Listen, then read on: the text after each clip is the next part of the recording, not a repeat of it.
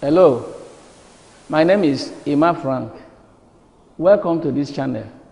In this package, we are going to learn differential calculus. Many people are finding it difficult to understand differential calculus, but as you are going to learn with me, you will find out that differential calculus is not a difficult course. Let's go to the main lecture. Hello, my name is Emma Frank, your regular tutor. We are still in mathematics lectures, and I want to believe our lectures has been a blessing to you if you have been following it bit by bit. Now in this package, I'm going to look at elementary calculus, and the unit is differentiation. And I will urge you to bring your book and your Bible.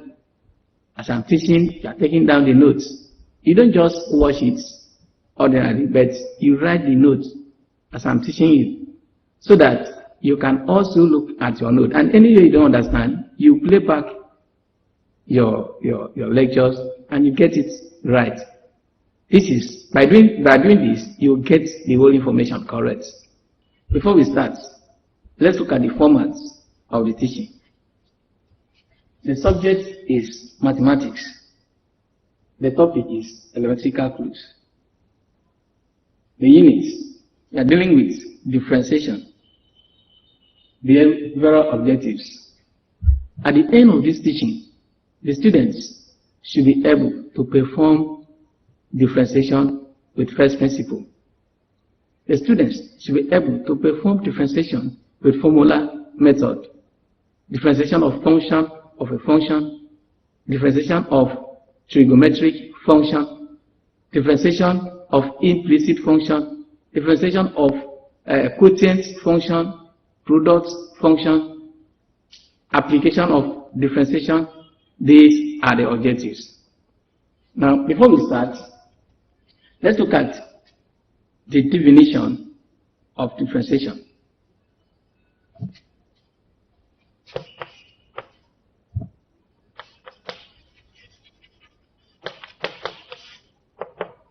Definition.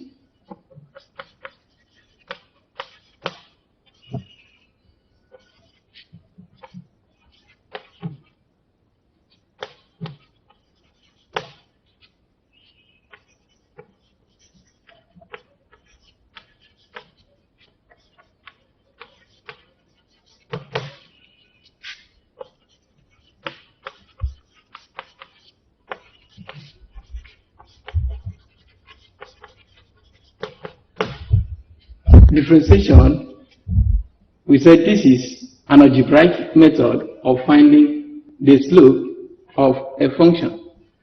Now, we know that if we are given a function, and the students are very familiar with that, if you are given a function to find the slope, especially in general mathematics, when we want to find the slope of a function, we're told that the slope is given by y2 minus y1 all over x2 minus x1. Now, if the slope is represented by m, then y2 minus y1 all over x2 minus x1 will be equal to m, which is the slope. Alright. And this requires preparation of table of values, because you'll be given the range of values of x. And it also requires plotting of graph just to get the slope or gradients. Now, with differentiation, we don't need to prepare table of values. We don't need to plot graph. We can differentiate the function by various methods of differentiation, and then we get the slope or the gradient. That is all about differentiation. Now let's look at differentiation in various levels. But we want to start with differentiation with first principle. And it is assumed that you have watched our lectures on limit and continuity of functions. And you also watched our lectures on gradient function, where we talk about the gradient function. Because the gradient is also the slope. That's what it means, slope. And then most of the notation we are going to use here will be drawn from our gradient function and our limits. Alright. Now, example.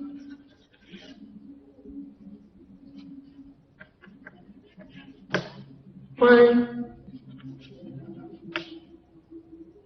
the slope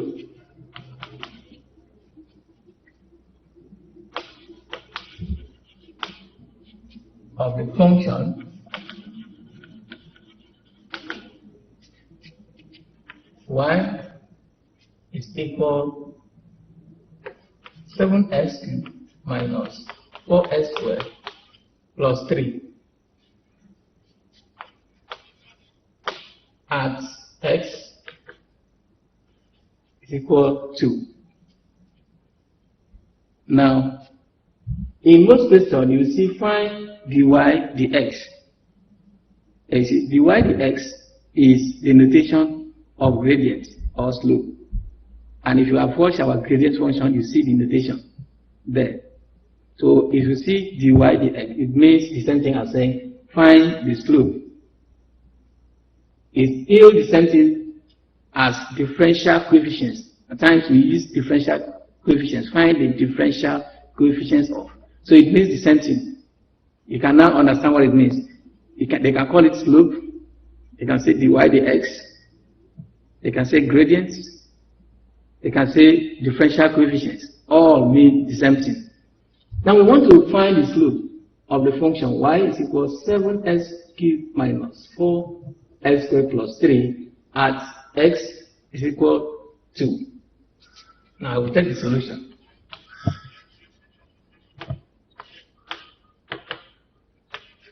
Y is equal to 7x cubed minus 4x squared plus 3.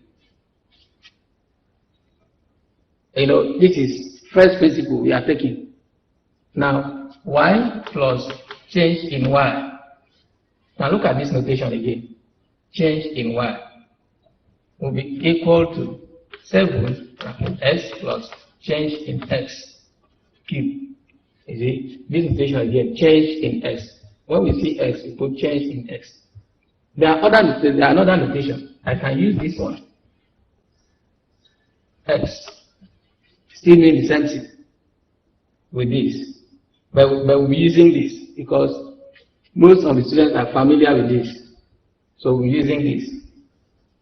Now, minus 4x plus change in x squared plus 3. Now, this change in y and change in x, if you have watched our gradient function and how we really demonstrated the gradient function, you will be very, very familiar why we add change in y to y and also add change in x to x. The gradient function lectures or limit and continuity is still in the particular package you are watching. So you can just select back first and watch the limits and continuity of functions. Then you watch the gradient functions so that you understand why we put change in y and also change in x. So we have y plus change in y will be equal to 7. Now we are going to expand here. And this place, before you expand it, if you know binomial expansion very, very well, you can expand here. You can use Pascal triangle to expand it. But I have to give you the shortcuts of expanding this. If you have watched our lectures on binomial expansion, you get to where we talk about some properties of binomial expansion, and it was very interesting. Maybe you have not watched it, but I would like you to watch it. And if you did not watch, I have to show you a little what you can do. Because the Pascal triangle can also help, but this one will make the work faster. Now this is what you do. You see x, you raise x to this power 3 plus, just say 3 times 1 because there is coefficient here 1. 3 times this coefficient is 3. Divided by 1 give you 3, so you put the 3 down. And then x reduced to power 2, you know x is power 3 here, so x reduced to power 2, change in x as power 1 plus, then use this power of x and times this coefficient, which is 3. You have 6. Divide by 2. Why do you divide by 2? Because this is first term, second term, so you divide by 2. If you divide 6, that is 2 times 3 divided by 2. It will give you 3 again, so you put 3. Then x will reduce to 1. Change in x will increase to 2. Then we go again. Plus. Now this is power 1. 1 times 3 will give us 3. Divided by 3. You are dividing by 3 because this is first term, second term, third term. So if we divide by 3, you have 1. Alright. Then x will reduce to 0. Why this will increase? Of course, anything less to 0 is 1. So we'll have that change in x will raise to power 3. This is the expansion of this particular place. Follow the process. X is raised to power 3 here. X will reduce to power 2. X will reduce to power 1. Then x will reduce to 0, which is 1. And if you follow that process, you can get the coefficients. Even though it is raised to power 10, you can get it that way. Very easy. Okay. Now we go to this place. Minus 4. Then x raised to power 2. 2 times the coefficient 1 is 2. Divided by 1, we have 2. X will reduce to 1. Yes. Then change in x is 1 plus change in x raised to power 2. Then we have plus 3. Now, the next stage is y plus change in y will be equal to, we are going to use this to times. So we have 7x cubed plus 21x, that is 7 times 3, 21x squared, change in x, plus 21x, change in x squared, plus 7 change in x cubed, minus, then we use this, 4x squared, minus 8x change in x, minus 4 change in x squared, plus 3. Now the next stage is to subtract y. Subtract y from both sides. Or subtract y from both sides. And if I do that, I will have y plus change in y minus y will be equal to 7x cubed plus 21x squared change in x plus 21x change in x squared plus 7 change in x cubed minus 4 x squared minus 8x change in x minus 4 change in x cubed plus 3 minus y. And now, so y, I have subtracted y here, but I'm subtracting this variable y. In the other side, I'm going to subtract here because y is equal to this. So I'm subtracting variable y from this side. Then I will subtract this particular algebraic expression from this side. That is 7x cubed minus 4x squared plus 3. Subtracting that from here. And if I do that, you see y will cancel this y. So I have change in y will be equal to 7x cubed plus 21x squared change in x plus 21x change in x squared plus 7 change in x cubed minus 4x squared minus 8x change in x minus 4 change in x cubed plus 3 minus 7x cubed. You see, I'm using this minus. So we have plus 4x squared minus 3. Yes. And if we have that, it means that this 7x cubed and we have minus 7x cubed, they can go. We have another thing here. We have 3. We have minus 3. We have 4x squared. And we have minus 4x squared. So this will cancel. And what remains here is that change in y will be equal to 21x squared change in x plus 21x change in x squared plus 7 change in x cubed. Then we have minus 8x change in x. Then we also have minus 4 change in x cubed. Yes, that's all we have. Now, if we reach this stage, the next thing is to divide both sides by change in x.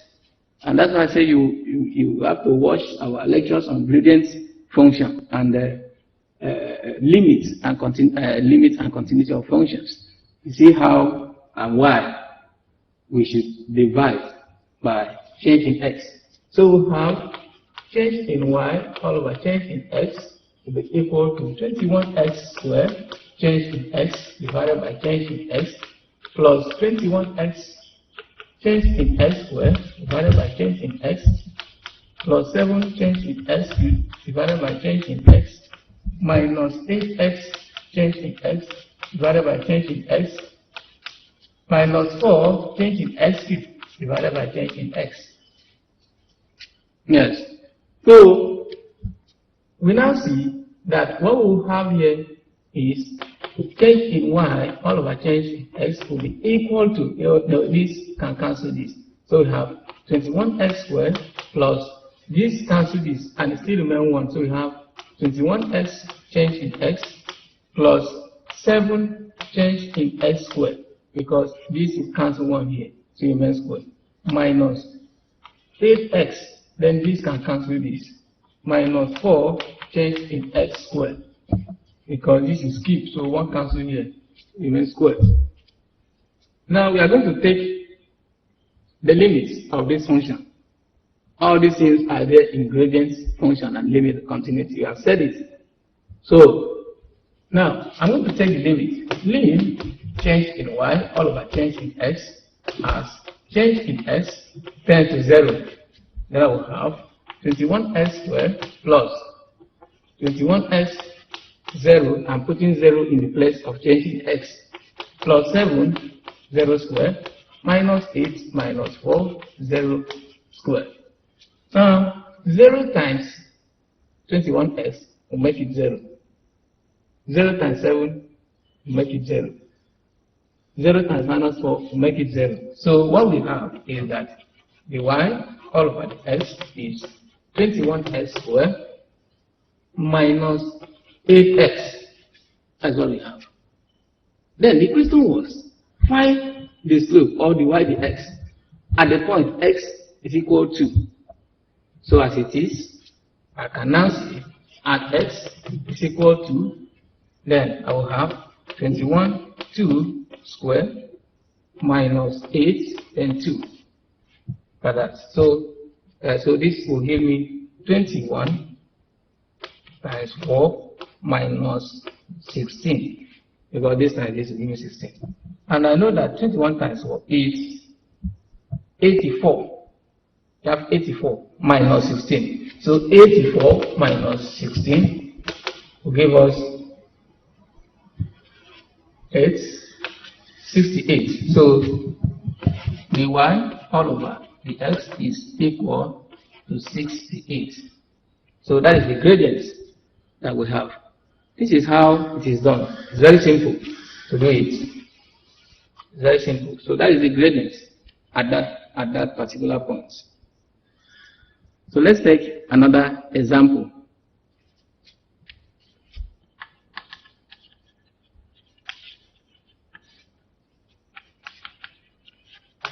Find the y dx if y is equal to x squared plus 1 all over x minus 2 with first principle. Remember, we are using first principle to differentiate this, not quotient rule. We will get to quotient rule. But this one we want to use first principle and differentiate it. So take the solution. We have y is equal to x squared plus 1 all over x minus 2. So as usual, y plus change in y will be equal to 2. Then we have x plus change in x squared plus 1 all over x minus 2. You see, x here will have x plus change in x minus 2. Yes. Then the next stage is y plus change in y will be equal to 2. Then we expand here, which is x squared plus 2x change in x plus change in x squared. Following the pattern I've told you. And you see, if you don't know binomial expansion, most of first principle, you find it difficult. So, but we have special lectures on binomial expansion that you can watch and understand it at a glance of binomial expansion. You just get it right. Plus 1. Now we have x plus change in x minus 2. Then at this stage, I'm going to multiply this out to have y plus change in y will be equal to 2x squared plus 4x change in x plus 2 change in x squared plus 1 all over x plus change in x minus 2. Okay, so the next stage is that we are going to subtract. I'm going to subtract y from both sides, and then we will have change in y will be equal. You know, if I subtract y from here, y plus anything minus y, so it remains only this, right? And I will now have 2x squared plus 4x change in x plus 2 change in x squared plus 1 all over x plus change in x minus 2 minus 1. Of course, y is 2x squared plus 1 all over x minus 2. So you see how this one look like? Now here, I'm going to take the LCM. You know, when we have something in quotients, we'll take the LCM separated by minus sign. Okay, and so the LCM here is x plus change in x minus 2 and x minus 2. That's the LCM, this times this. So that going this way, this can cancel this. Then we'll have x minus 2. Then we have 2x squared plus 4x change in x plus 2 change in x squared plus 1. Then going this way, you see this can cancel here. So we have this times this. We have minus 2x squared plus 1 times x plus change in x minus 2. So that we can now have it this way, this times this will give us 2x cubed. Yes, x times 2x squared. Then this times this will give us plus 4x squared changed in x plus 2x changed in x squared plus x, as I'm using this to times. Then I can use this to times here. Here we have minus 4x squared. Then this time this will give us minus 8x changed in x. That is minus 2 times 4x changed in x. Then I have minus 4 changed in x squared minus 2. That is the expansion of here. Using here to expand also this one. Then we enter this side. And this will give us, and this will give us minus, is it minus? Minus, this side, this will give us 2x cubed. Then this side, this will give us plus 2x squared changed in x. This time this will give us minus 4x squared. This time this will give us plus x. This time this plus change in x. This time this, then we have minus 2. Okay, so that is the expansion there. And it is all over x plus change in x minus 2 and then x minus 2. But what it means also is that 2x cubed plus 4x squared changed in x plus 2x changed in x squared plus x minus 4x squared minus 8x changed in x minus 4 changed in x squared minus 2. We will now use this minus to open up this bracket. So we have minus 2x cubed minus 2x squared changed in x. Then we have plus 4x squared minus x minus change in x. Then we have plus 2. Okay, all over x plus change in x minus 2. Then we have x minus 2. So here, this can cancel, 2x cubed can cancel minus 2x cubed. We also have minus 2x. Right, we have minus 2x. Okay, there's no minus 2x. But we have x here. And then we have minus x. We have minus 2. And we have plus 2. Yes. These are the ones that can cancel. Okay. So we'll continue from here. And we have that change in y will be equal to 4x squared changed in x plus 2x changed in x squared minus 4x squared minus 8 x changed in x minus 4 changed in x squared, yes, plus, okay, you have again here minus 2x squared changed in x. Then we have plus 4x squared minus change in x. Alright, these are the ones that remain. But there's something we have here.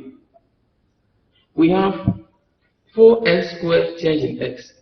We also have minus 2x squared change in x. So these two are the same. And so because of that, we will have 2x squared change in x. Remember, this is divided by x plus change in x minus 2. Then we have x minus 2.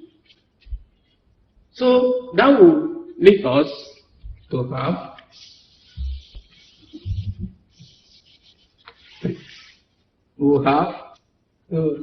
change in y will be equal to 2x squared change in x plus 2x change in x squared minus 8x change in x minus 4 change in x squared minus change in x. Then next is we are going to divide. All over x plus change in x minus 2. Then the next is we divide both sides by change in x. Then we have change in y, all over change in x, will be equal to 2x squared change in x plus 2x change in x squared minus 8x change in x minus 4 change in x squared minus change in x, all over x plus change in x minus 2. Change in x minus 2. Then we have x minus 2. Right. Divide, we are dividing by change in x. So what it means is if I divide here by change in x, we also know that change in x here is dividing by 1. So this over this, if I change this division sign to multiplication, then I have to invert here.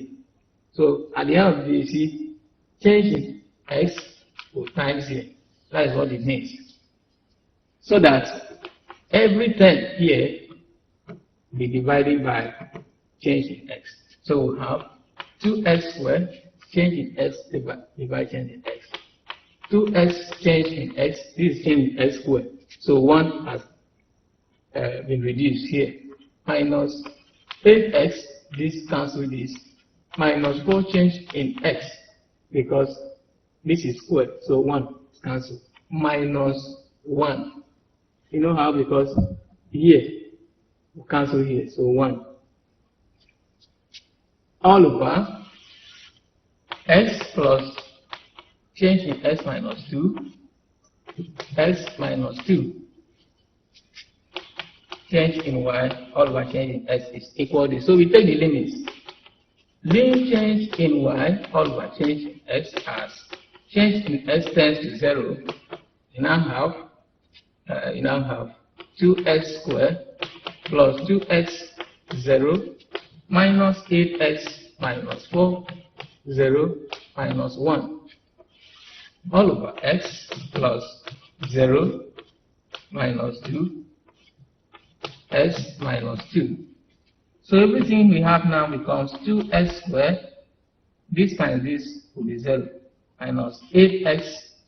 This will be 0 minus 1 all over this is 0. So we have x minus 2 and x minus 2, which is the same as 2x squared minus 8x minus 1 all over x minus 2 squared. So that is the y all over the x. That is how simple it is. You follow the step one after the other. Yes. Now let's take another example.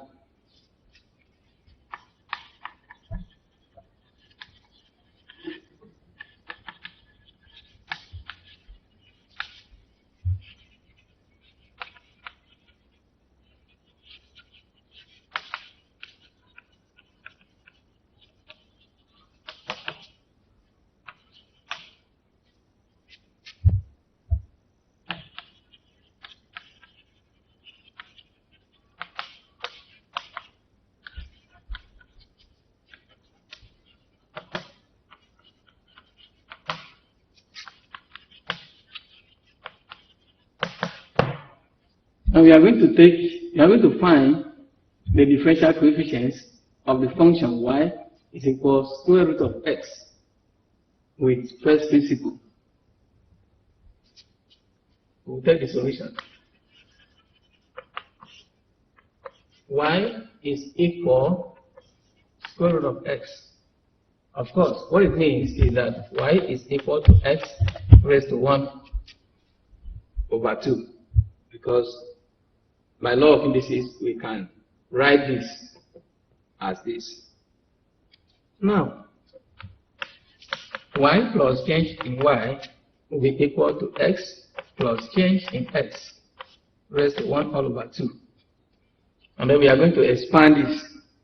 Now, this is fractional index. And if you have watched our lectures on binomial expansion, in fact, the lecture is very good. Extremely good. If you watch the lecture, you know how to expand fractional index, negative index, positive index. And so in this one, being fractional index, we are going to expand it in this way. But I would like you to get the full lecture. Get the full lecture so that you really know it in details. So y plus change in y will be x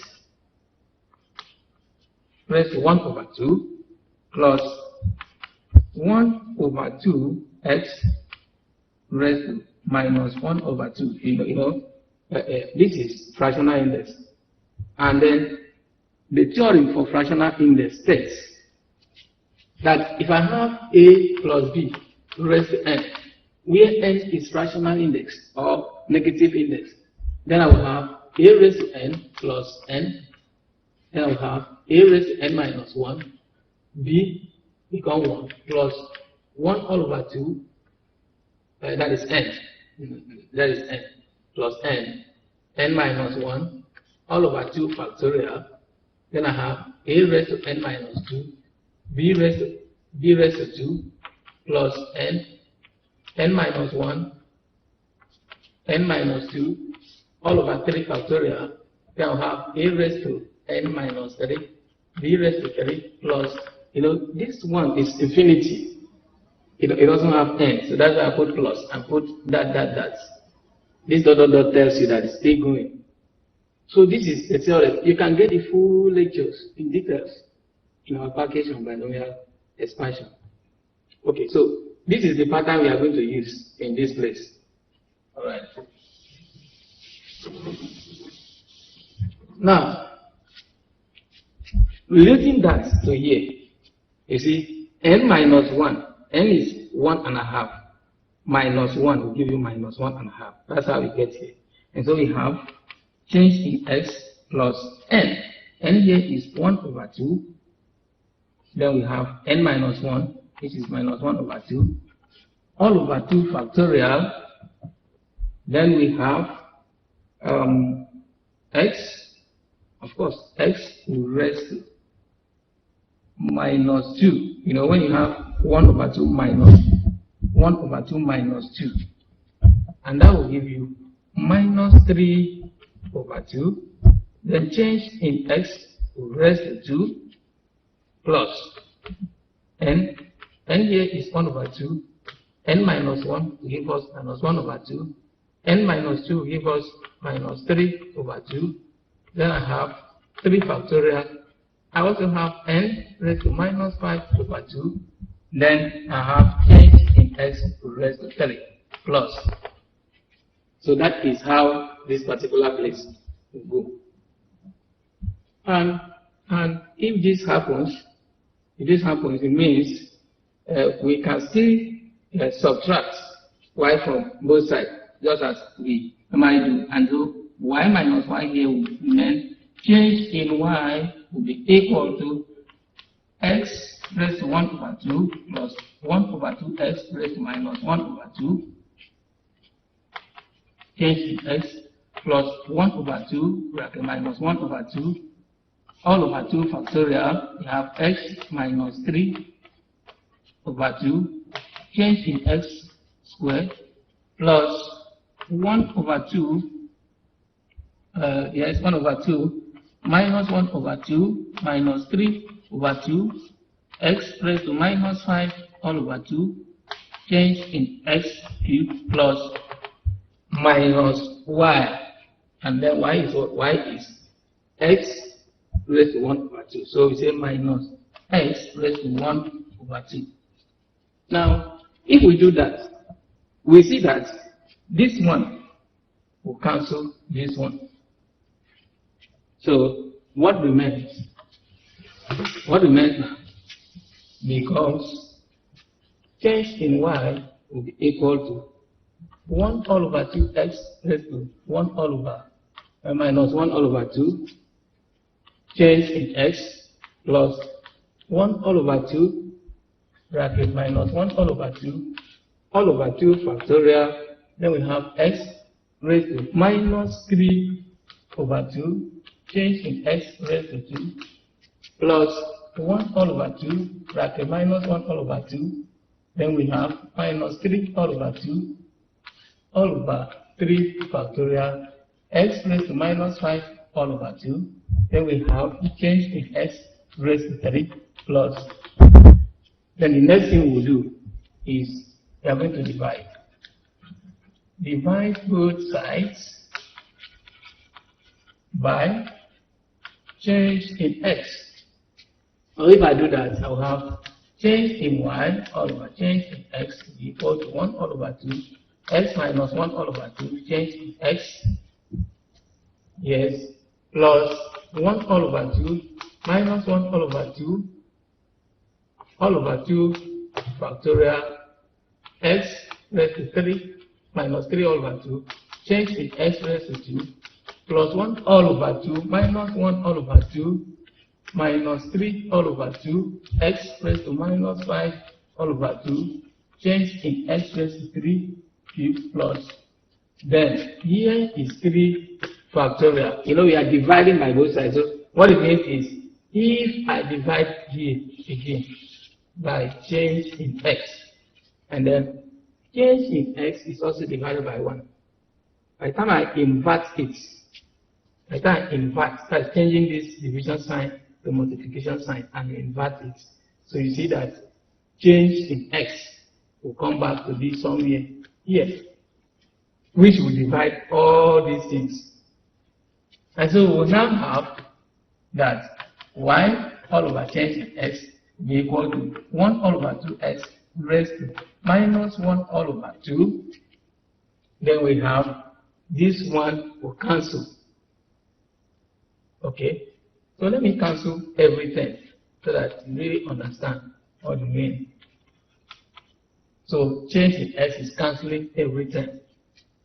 So this one cancel this one plus 1 all over 2 minus 1 all over 2 x raised to 3 all over 2, and then we have change in x. You know, this is change in x squared, so 1 cancels. All over 2 factorial plus 1 all over 2 minus 1 all over 2 minus 3 all over 2, yes, all over 3 factorial. So this cancel this. So we have x raised to minus 5 all over 2 change in x squared. Yes. Now we are going to take the limits. So we have lim change in y all over change in x as change in x tends to 0. So if you do that, we now have 1 all over 2x minus 1 all over 2 plus 1 all over 2 minus 1 all over 2 x raised to minus 3 all over 2. Then we have 0 in this place. All over 2 factorial plus 1 all over 2 bracket minus 1 all over 2 bracket 3 all over 2 all over 3 factorial x raised to minus 5 all over 2. Then we have 0 squared plus. Look at that. So now what do you observe? You observe that 0 can times everything in this term, so this term will go. This 0 can also times this term. You see? Can also times it here will go. So the only term that remains is here. So we have that dy all over the x is equal to 1 all over 2x raised to minus 1 all over 2. Yes, that is dy dx. Or if you don't want to do it that way, you can also return it to the original state, that it is the same as 1 all over 2, then you say 1 all over, then you say square root of x. It's still correct in this way, so that is dy dx. That's how simple it goes, following step by step. The next subtopic is differentiation with formula method. Now, let y is equal x raised to n. Let y is equal x raised to n. Now we know that from first principle that we will put change in y and then x plus change in x raised to n. You see, this is n. We don't know whether n is negative, positive, or fractional index. So because of that, we are going to use binomial expansion of fractional index and negative index so that anyone it can enter. Because n for any index, the formula method can be used. So what it means is that y plus change in y will be equal to x raised to n plus n, then x raised to n minus 1, then we have change in x plus n minus 1 all over 2 factorial x raised to n minus 2, change in x raised to 2 plus n minus 1, n minus 2 all over 3 factorial x raised to n minus 3, change in x raised to 3 plus. Now, as it is, we will subtract y from both sides. And if we do that, we have that change in y, y plus change in y minus y will remain change in y, will be equal to x raised to n plus n, x raised to n minus 1, change in x plus n minus 1 all over 2 factorial x raised to n minus 2. Then we have change in x squared plus n minus 1, n minus 2 all over 3 factorial x raised to n minus 3, change in x raised to 3 plus, then we have minus y, and y is what? Y is x raised to n. So we have x raised to n. And you see that x raised to n will cancel minus x raised to n. So what we have here is change in y will be equal to n x raised to n minus 1, change in x plus n minus 1 all over 2 factorial x raised to n minus 2, change in x raised to 2. Then we have n minus 1, n minus 2 all over 3 factorial. Then we have x raised to n minus 3, change in x raised to 3 plus. That is what remains. And now we are going to divide both sides by change in x. To divide that, you have change in y all over change in x will be equal to n x raised to n minus 1, change in x all over change in x plus n minus 1, x raised to n minus 2, change in x squared all over 2 factorial change in x plus n minus 1, n minus 2, x raised to n minus 3, change in x cubed, all over 3 factorial, then change in x. So that this will cancel this will cancel this, and this will cancel this. And what it means also is that change in y all over change in x will be equal to n raised to x minus 1 plus n minus 1 all over 2 factorial. Then we have x raised to n minus 2, change in x raised to 2, right? You see, this would now raise to 1, because 1 are cancelled. So we have n minus 1, n minus 2, all over 3 factorial, x raised to n minus 3, then change in x squared. Alright, that's what remains. So we can now take the limits. Limit change in y all over change in x, as change in x tends to 0. So we have n times x raised to n minus 1 plus n minus 1 x raised to n minus 2. Then we put 0 in this place of change in x.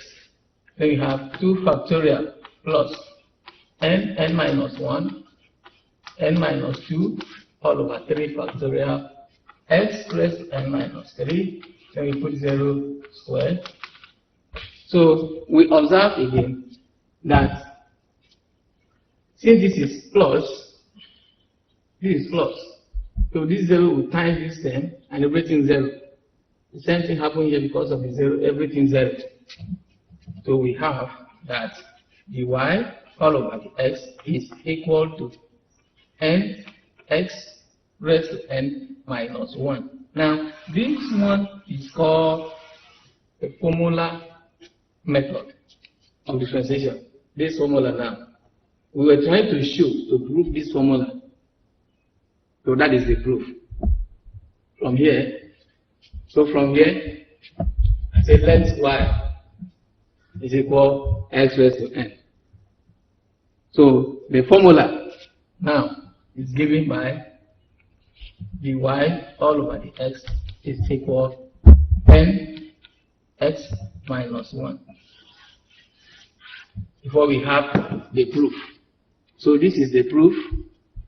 I can see how we derived it to this level. So this becomes the formula. Now, how do we use it to differentiate? The formula method is very, very easy. Very easy. For instance, let's look back the last example that we did using first principle. We said that we were asked to find the differential coefficients of y is equal square root of x. And we say that y is the same as writing x raised to 1 all over 2.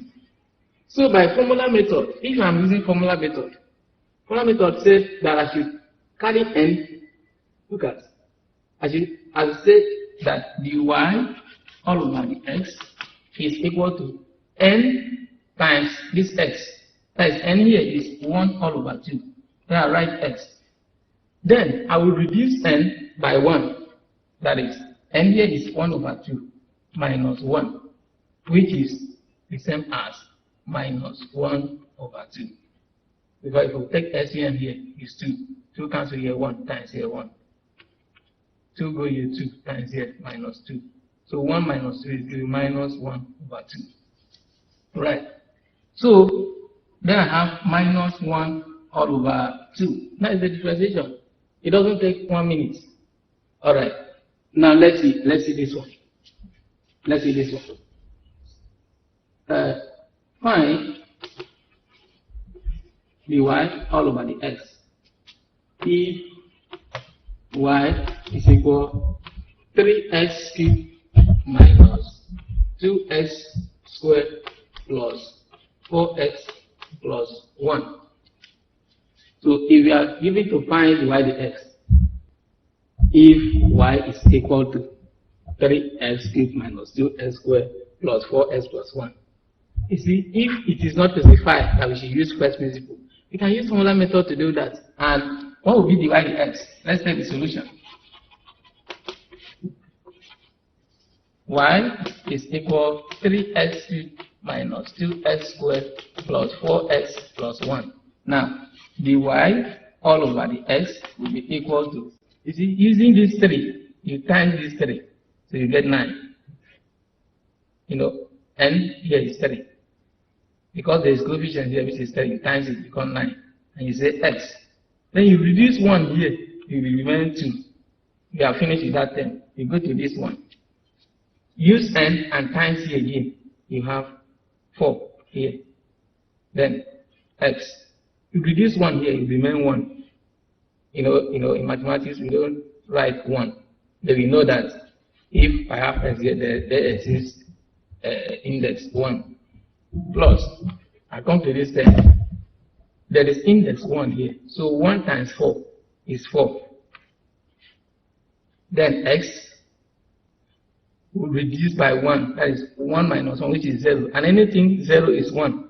So this becomes dy dx. And then from the ones that we have been doing,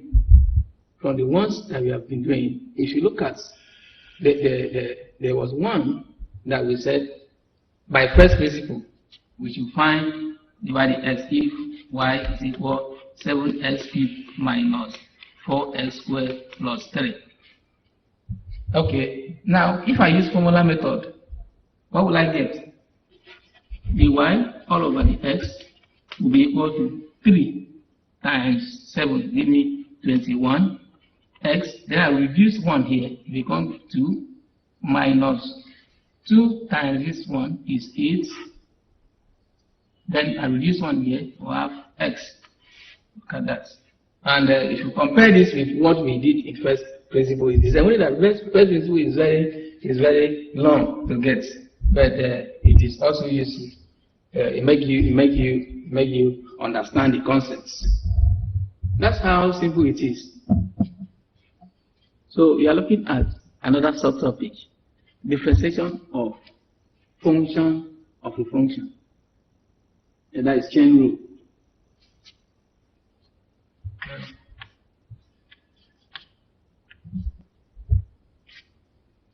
Let y is equal f into g of x. Then dy dx will be equal dy all over the u times du all over the x. This is chain rule. And so we are going to prove. We are going to prove the chain rule. Let y is equal f of u, and then u is equal g of x. And we know that y plus change in y will be equal to f u plus change in u. We are taking this first. Now, subtracting y from both sides, we will have that y plus change in y minus y will be f of u plus change in u minus f of u. Of course, y is equal to f of u. So that we have that change in y will be equal to f of u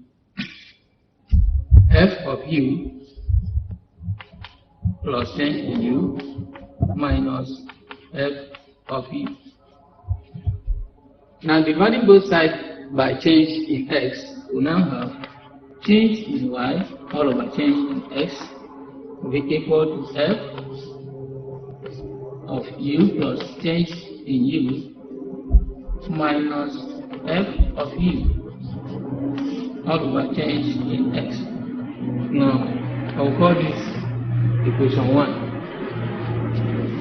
Let's also look at this way, that if u is equal g of x, it means u plus change in u will be equal to g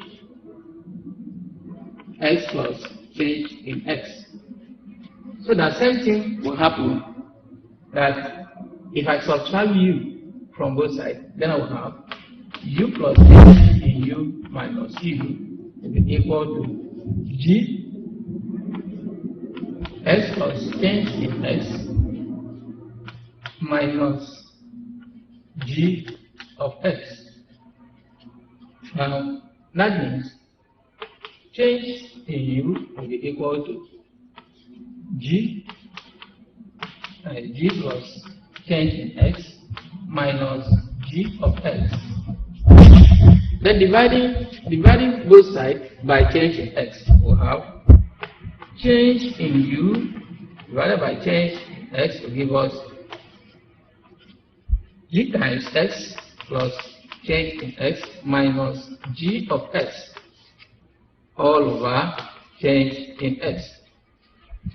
Now, what we need is dy dx. So we can come back to this place, because this place, change in y, change in x, taking the limit can give us dy dx. So it means that from 1, which is the other one, we see that change in y all over change in x will be the same as f times u times change in u minus f of u all over, and then coming here, we get something here that gives us g, and then we have x plus change in x minus g of x. You see that? Times g x plus change in x minus g of x all over change in x. You see, that is what this means. What this means is that since here is multiplication, this can cancel this, and if they cancel, you see, we will now get back change in y all over change in x, which gives us this function. The function is a gradient function. They will look at gradient function. So now we see that this will be the same as change in y all over change in x. It will be equal to change in u all over change in x, or change in y, because y was the same as f of u.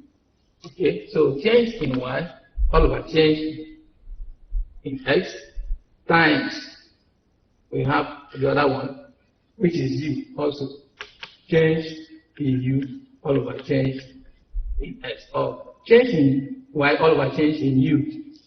Yes, that's what it means. So now taking the limits, change in y all over change in x, change in x tends to 0, then we have that dy all over the x will be equal to dy all over the u.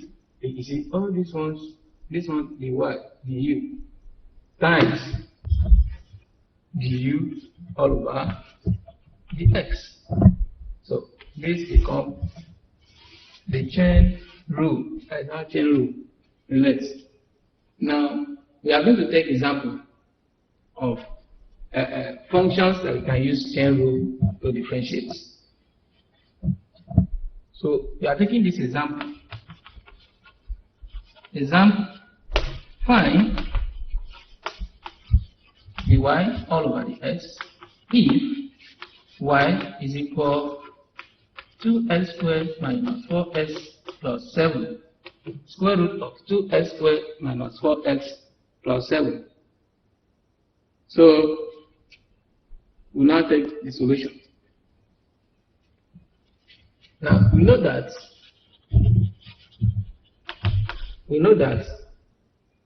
y is equal to x squared minus 4x plus 7. in square root will be written as 2x squared minus 4x plus 7 raised to 1 all over 2. So that now what we'll do is we'll let u is equal to 2x squared minus 4x plus 7. And if I do that, it means the u all over the x will be equal to 4x minus 4. But since u is this place, it means that y is equal u raised to 1 all over 2. You know, the whole of this place is u. So now y is equal u raised to 1 over 2. And dy all over the u will be equal to 1 all over 2 u raised to minus 1 all over 2. So dy all over the x will be dy all over the u times the u all over the x. That is the chain rule, which is the same as, look at that, dy du. Dy du is 1 all over 2 u minus 1 all over 2 times du dx. Du dx is 4x minus 4. So if you times this, you now have 4x minus 4 all over 2 u raised to minus 1 all over 2. Yes, but the u is equal to x squared minus 4x plus 7.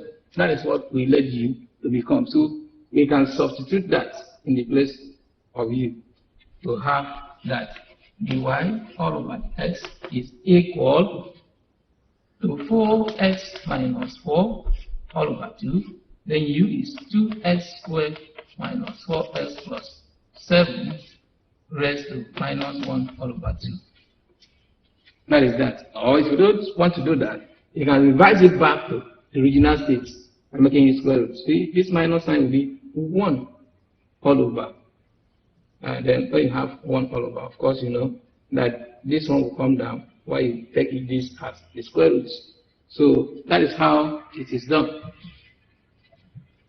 The next subtopic is differentiation of product function. Product rule. If y is equal uv, where u and v are functions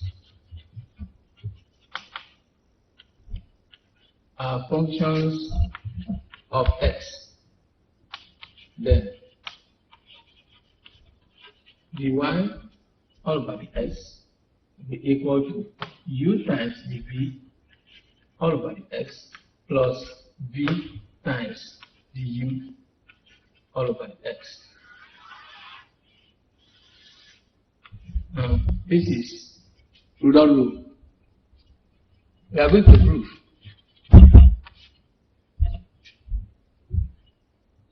Now, if y is equal uv,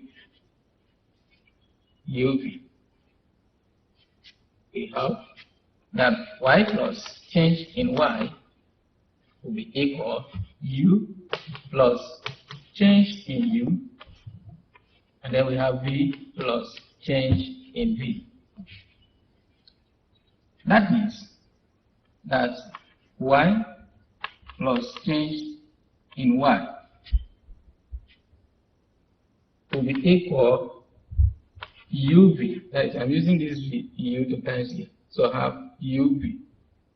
Then I'll also have u change in v. That is using this to times this, plus v change in u, that is this times this, plus change in u change in v, this times this. I'm going to subtract. Subtract y from both sides. Then I will have change in y. Y plus change in y minus y. So y and minus y will remain change in y. Will be equal to uv plus u change in v plus v change in u plus change in u change in v minus uv. That is y. We minus variable y from this side. We also minus these functions from this side. So you see, uv, I cancel uv. So what remains is that change in y will be equal to u change in v plus v change in u plus change in u change in v. Now I'm going to divide both sides by change in x.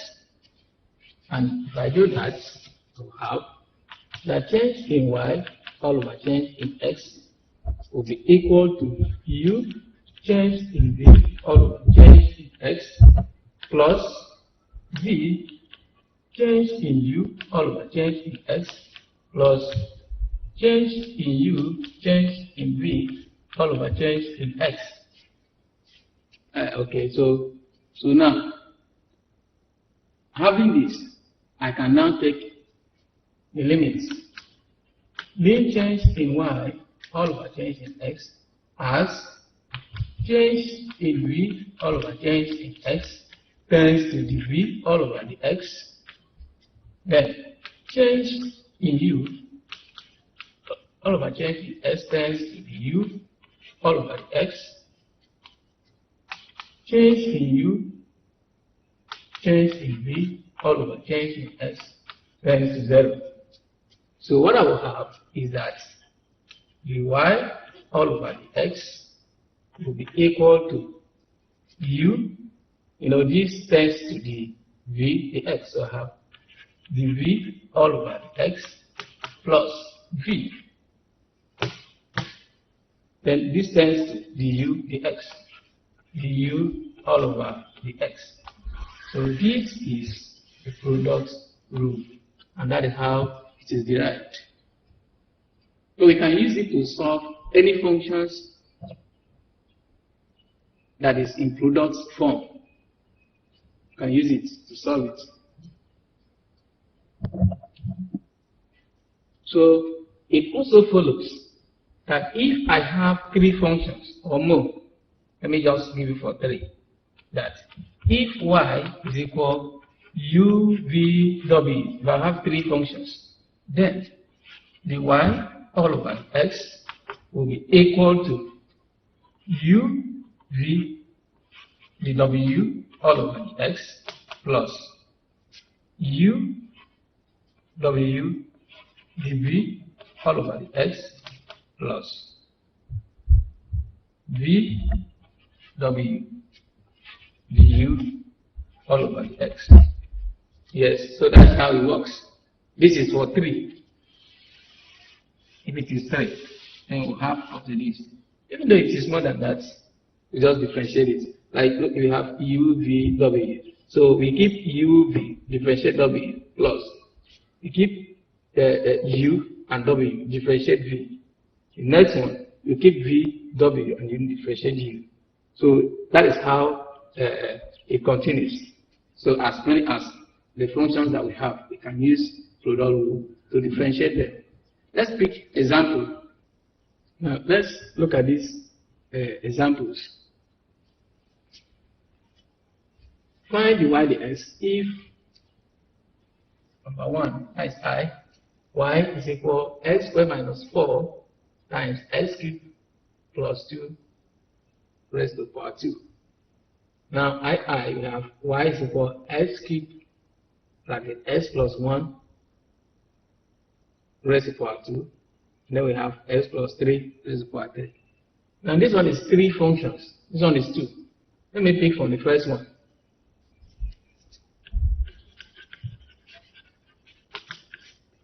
Y is equal x squared minus 4 x cubed plus 2 raised to the power 2.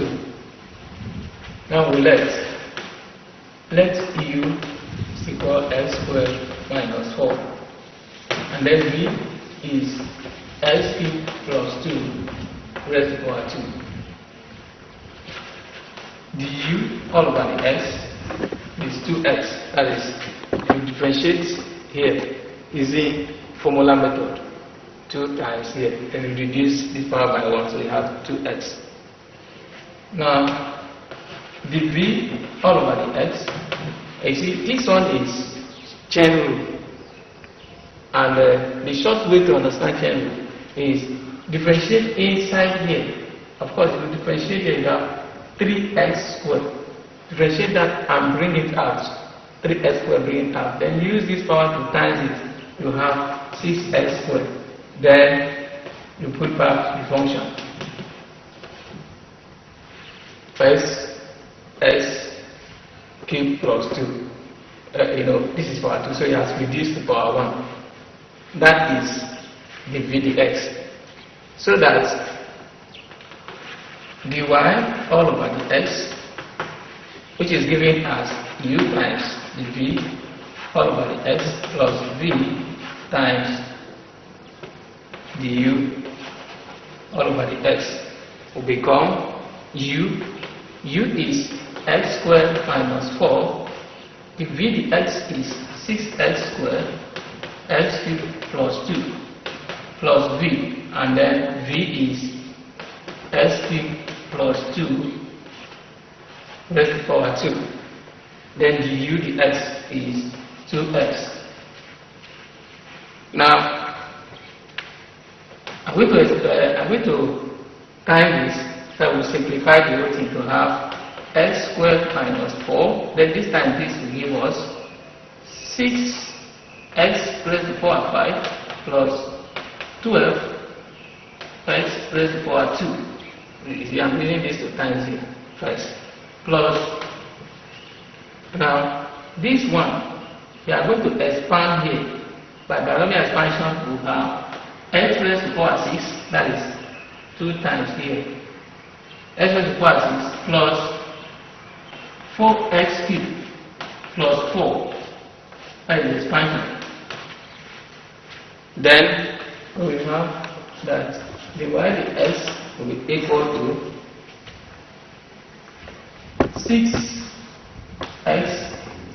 raised to the power 7, that is x squared times 6x raised to the power 5, 6x raised to the power 7, then x squared times 12 will give us plus 12x raised to the power 4, then minus 4 times 6x raised to the power 5 gives us minus 24x raised to the power 5, then minus 4 times 12 will give us minus 48x raised to the power 2. Then we come to here where we have 2x times x raised to the power 6 will give us 2x raised to the power 7, 2x raised to the power 7. Yes.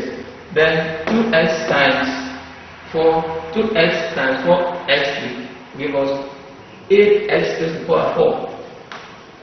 8x raised to the power 4. 2x times 4 will give us plus 8x. So we now have 8x raised to the power 7, that is this one and this one. And then we have for power 5 minus 24x raised to the power 5 plus for power 4 we have 12 and we have here. We have 20x raised to the power 4 minus 48x raised to the power 2 plus 8x. So that is dy all over the x. Now, for number 2, that's I like you to try as an exercise. Remember that these are 3 functions. X cubed is a function of its own, then x plus 1 raised to the power 2, x plus 3 raised to the power 3.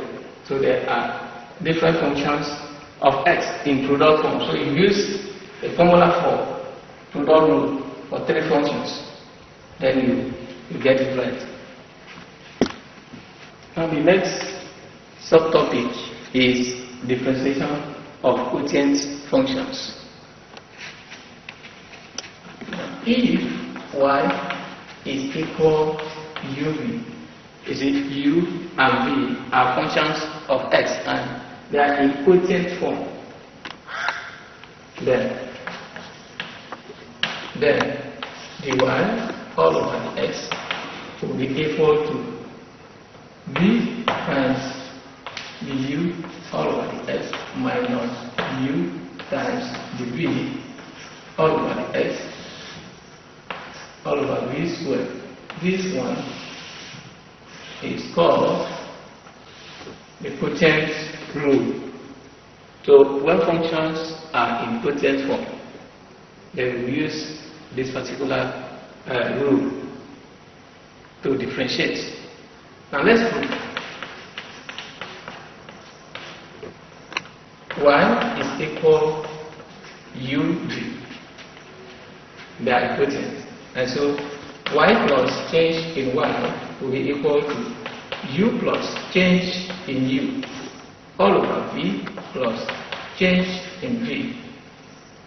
Now, subtracting y from both sides, we will have that change in y will be equal to u plus change in u all over v plus change in v minus uv. You know this is y, so we minus it. Now, if we take LCM of this place, we'll have v, then we have v plus change in v. Now, this LCM, this will divide this, so you remain only v. Now we have v times u plus change in u minus, going this way, v can cancel v, so we have u times u is times in, when v cancel v, remain this, you have v plus change in v. That will give us, using this to times this, we will have that change in y will be equal to uv, this time this will give us plus v change in u minus uv, that is this times v. Then this time this will give us minus u change in v. Alright. All over, where you see, v times v will give me v squared, v times v will give me plus v change in v. Right. Now, here we see that uv can go with uv. So what remains is that change in y will be equal to v change in u minus u change in v all over v squared plus v change in v. Yes. So now, dividing both sides by change in x, we have change in y divided by change in x will be equal to v change in u all over change in x. See, we are dividing change in u, change in v by change in x. So we have minus u change in v all over change in x. Then we have v squared plus v change in v all over change in x. So if we now take the limits, we limit change in y all over change in x as change in u all over change in x times u all over the x, and then change in v all over change in x times v all over the x.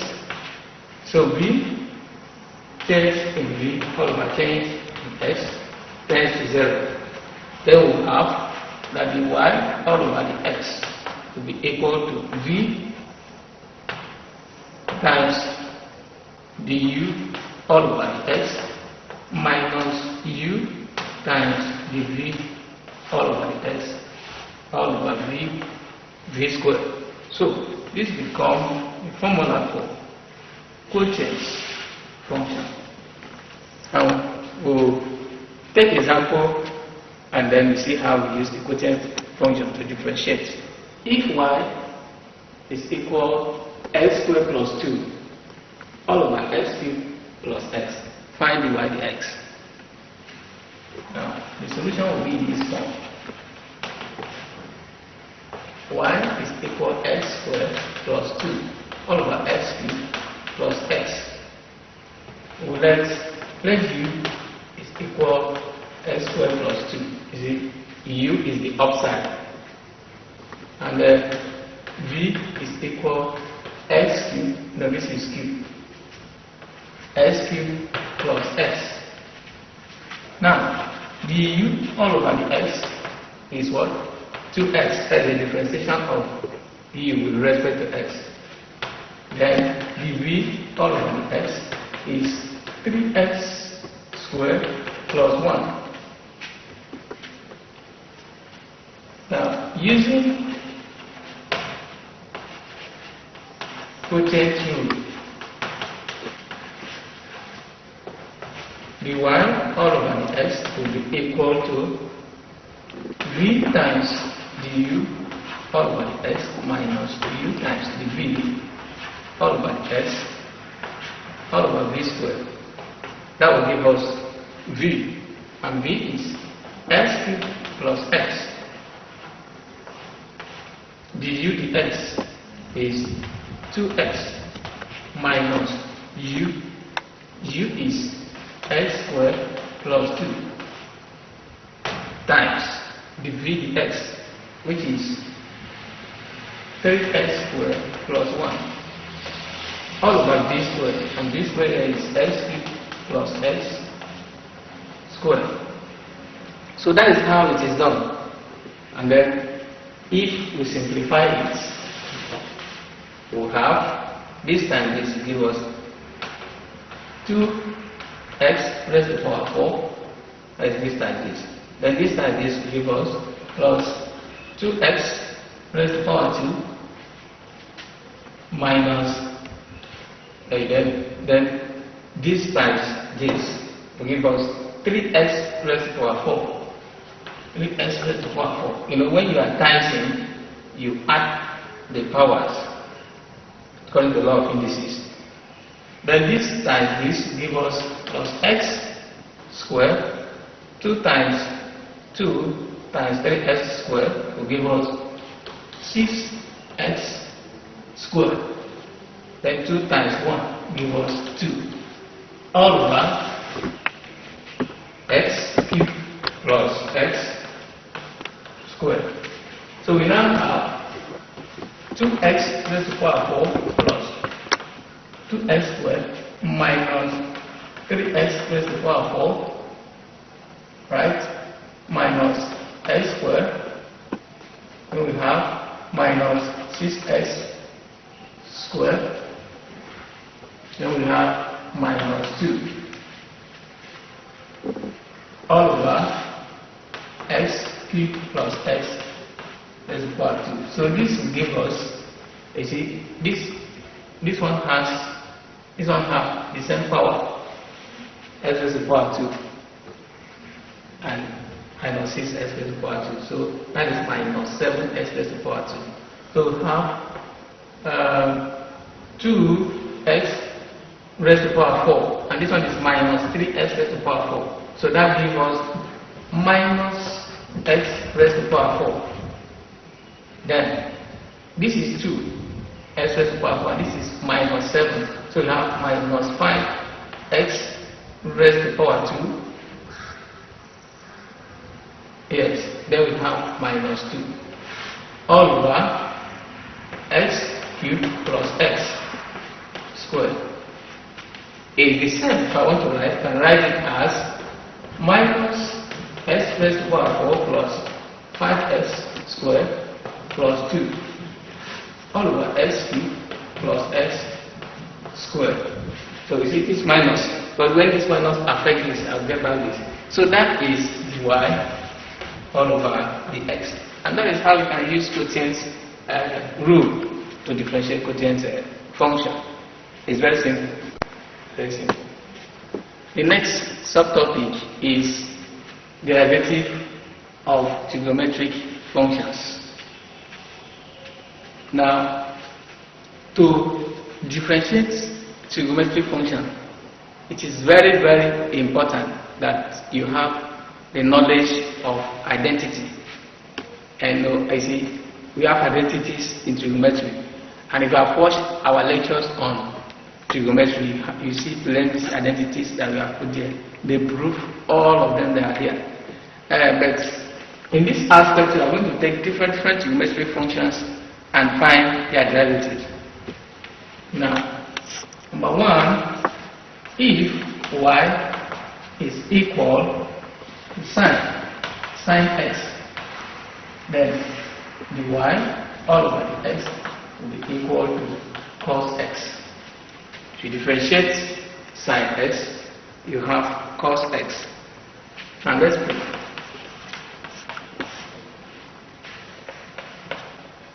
We have y is equal sine x.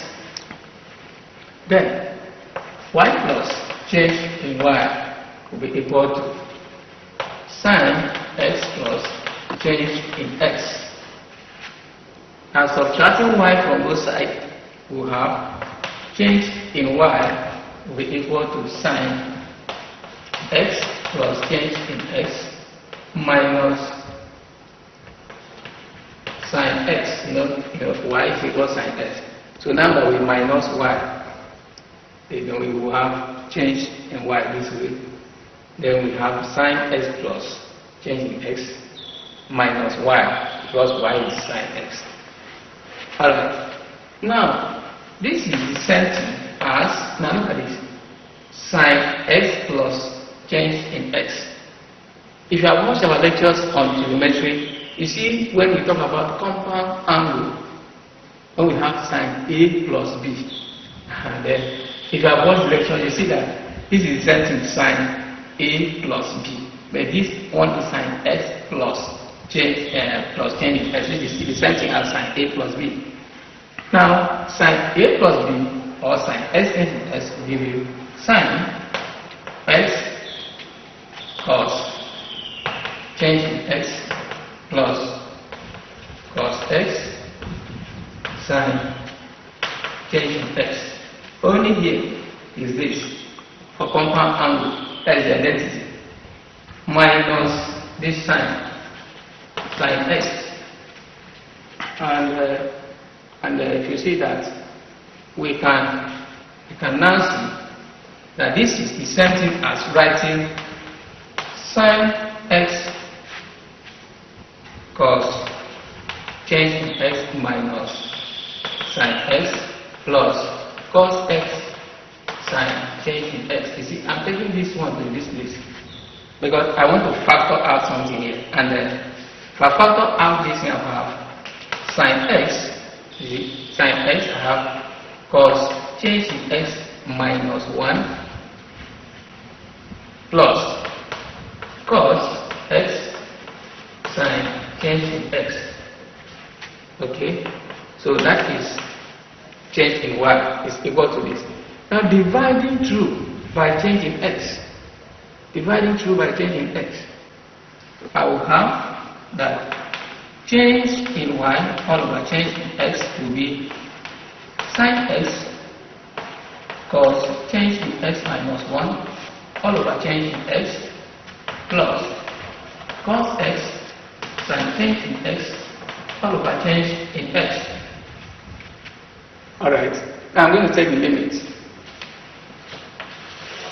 Play change in y all over change in x as change in x tends to 0, then I will have that sine x cos change in x is it here cos change in x cos change in x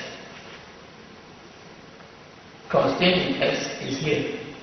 And there's something we know about this place. Cos change in x minus 1 is 0. The limiting value of this, we are taking limits. Plus, now look at this, cos x sine change in x all over change in x. And now look at this again, this particular place.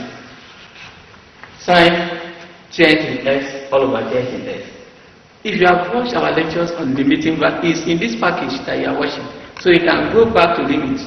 You see here we prove that the limiting value of sine theta all over theta as theta tends to 0 is 1. This place.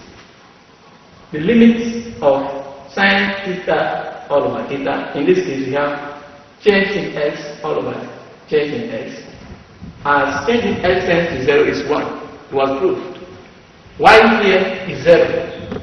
So we have that sine x times 0 plus cos x times 1. Now, what it means is that the y all over x, this times this is 0. Cos x times 1 is cos x equal to cos x. So, which is proved. So, anytime you differentiate sine x, you have cos x. Same thing will happen if you differentiate y is equal cos x. Look at this. If y is equal cos x, then the y all over x will be minus sine x. Let's prove. Y is equal cos x. So y plus change in y will be cos x plus change in x.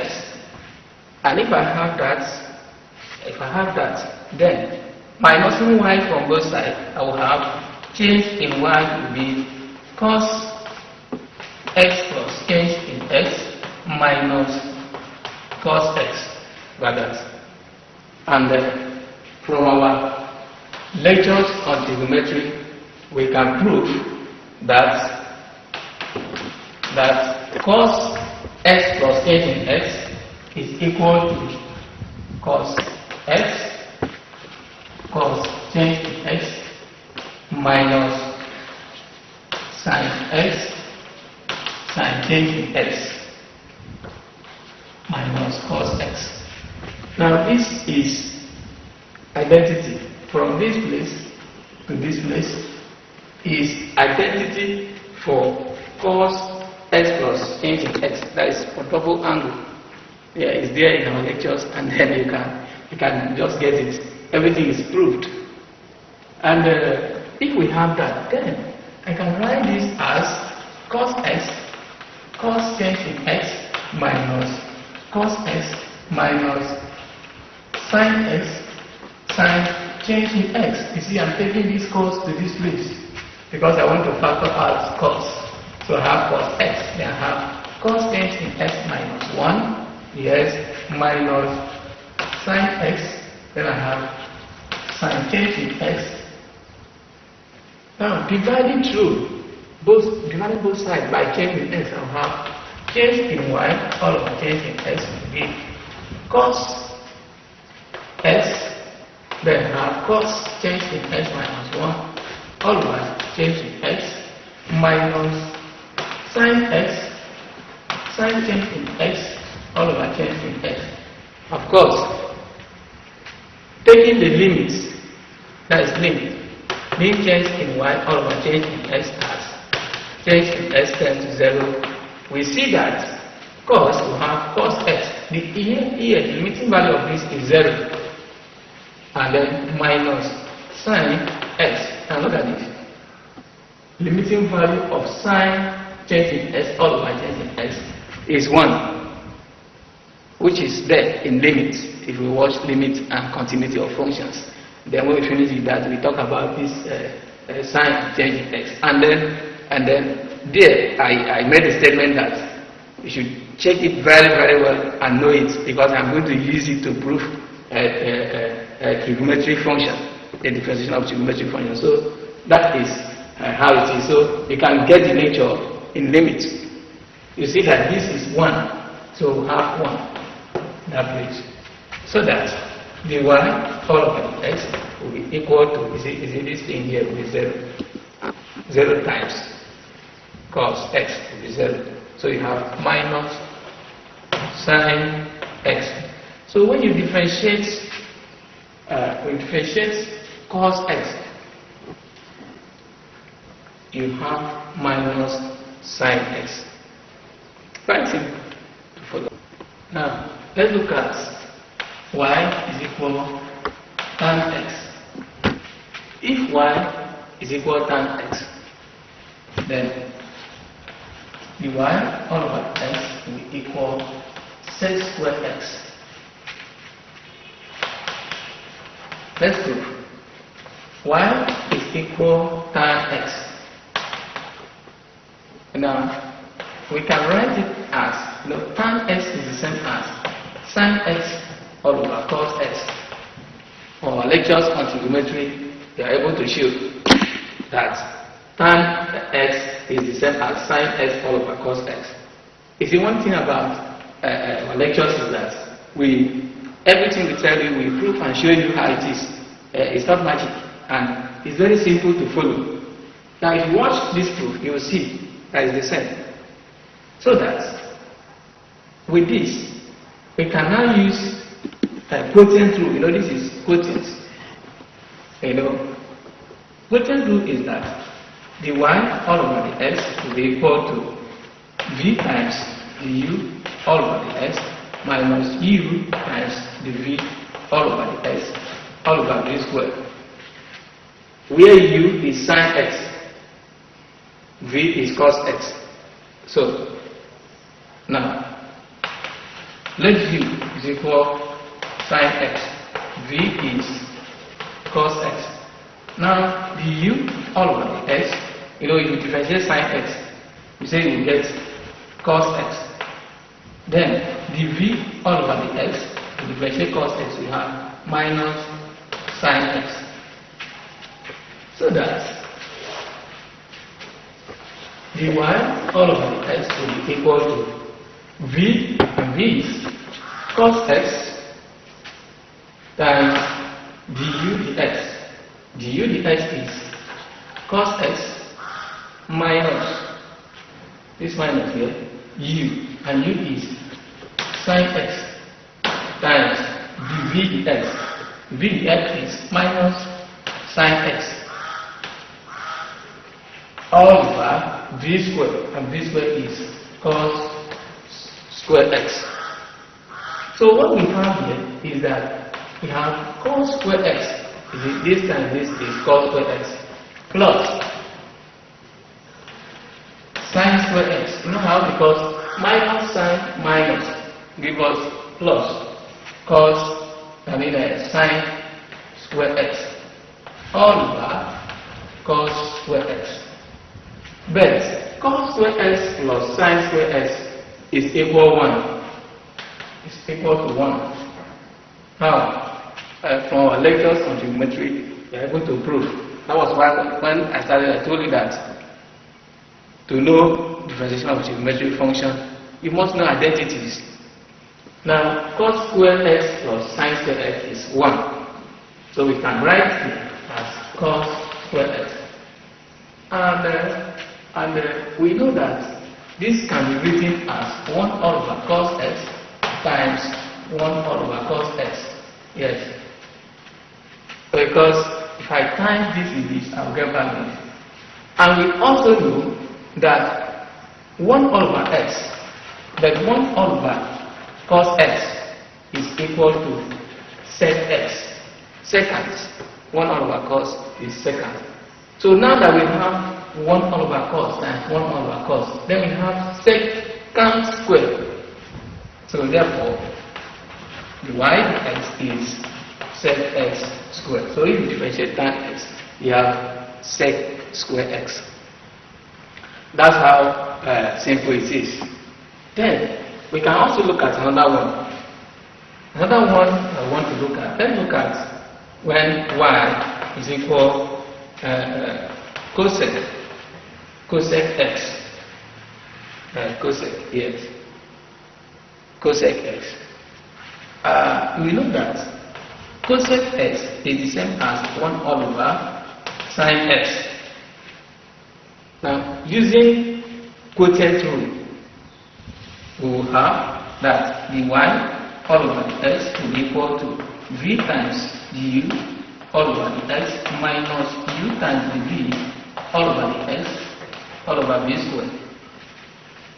Now, if that is so, our u is 1, v is sine x. So, we let u is equal 1, v is equal sine x. Now, the u all over the x is equal 0. The v all over the x is cos x. That is, differentiate v with respect to x, we have cos x. Now, dy all over the x will be the same as v, and v here is sine x times du dx. Du dx is 0 minus u is 1 times v dx, which is cos x. Okay, all over v squared, and then v is sine. So you have sine square x. But we know that sine x times 0 is 0. And here you have minus cos x all over sine square x. That's what we'll get there. And then if it is like this, then we can write here as minus 1 all over sine x times cos x all over sine x. You see, I just split it. And I will know that this 1 all over sine x is cosec x. So I have minus cosec x. Then what is this? Cos all over sine. You know, sine all over cos is tan. But cos all over sine is cos. Cotangent, so we have cos x. So you have minus cosec x cos x. If you differentiate cosec x, you have minus cosec x cos x. Now, what about this one? Differentiate. Okay, so the y dx is equal to this. Now differentiate y is equal sec x, like secant. And write the secant x. Remember that secant is 1 all over cos. Secant x is the same as 1 all over cos x. So use quotient rule and do that. It is exercise. Use quotient rule and then show the derivative of secant x. That is number 1. Also show the derivative of y is equal cos x. That is cotangent. Yes. Show.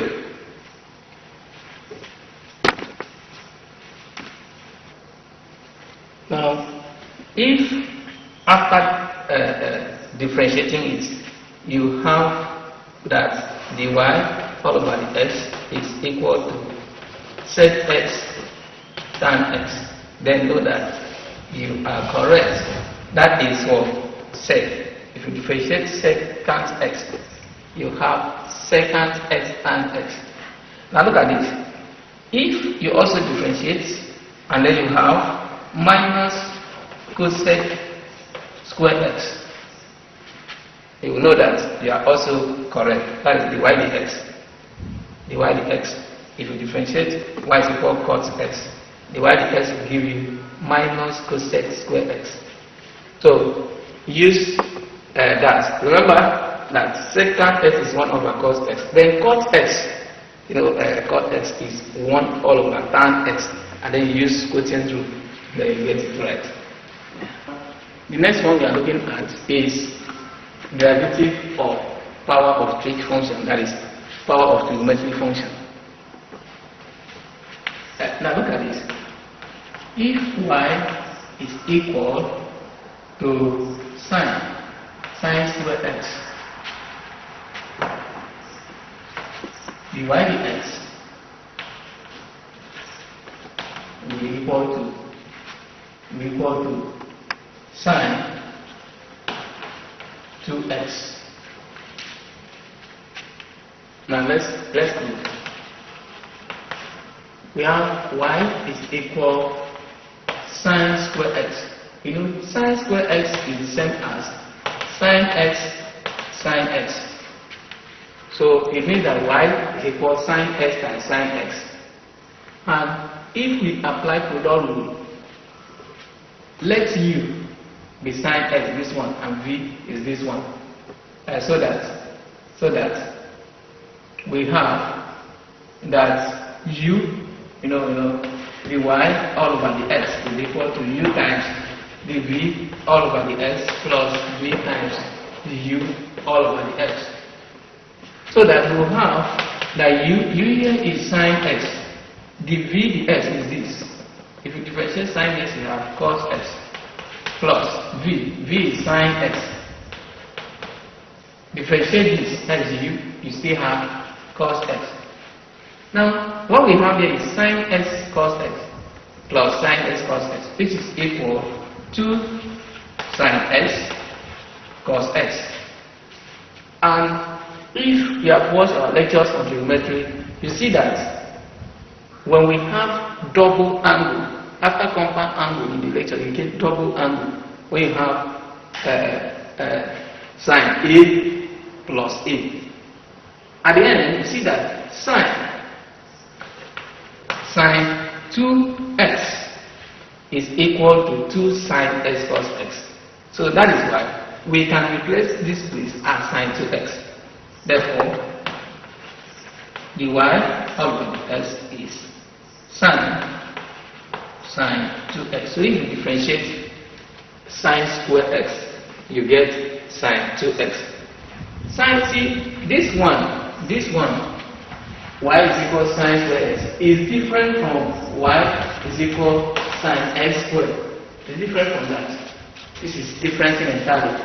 Because if you want to differentiate this, then you take this place to be u and you use chain rule to differentiate it. So it's different from this. You should know the difference. Alright. Now let's also look at cos.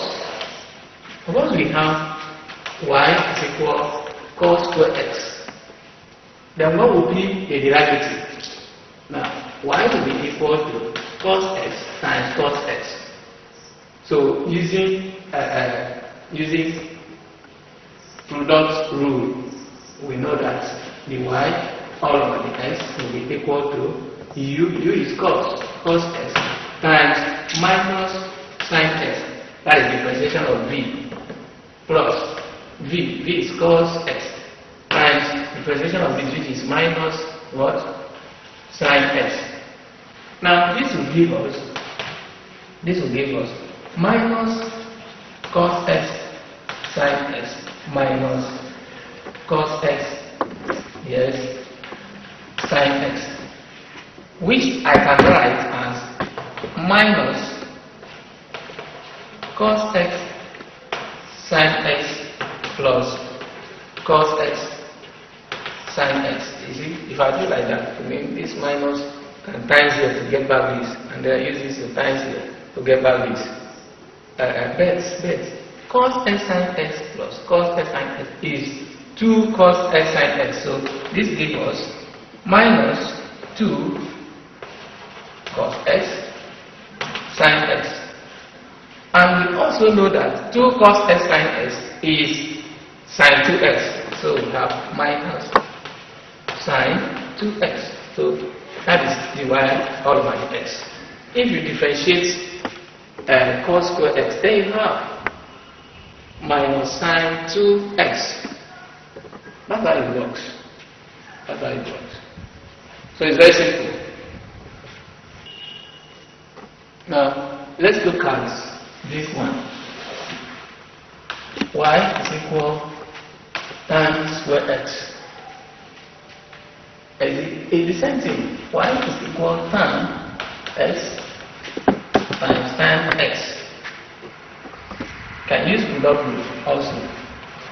Y the x is u times the v all over the x plus v times the u all over the x. So that we have u is tan x, then dv dx, that is differentiation of tan x, which we have seen is sec square x plus tan x sec square x. So what we have here is 2 tan x sec square x. That is y all over x.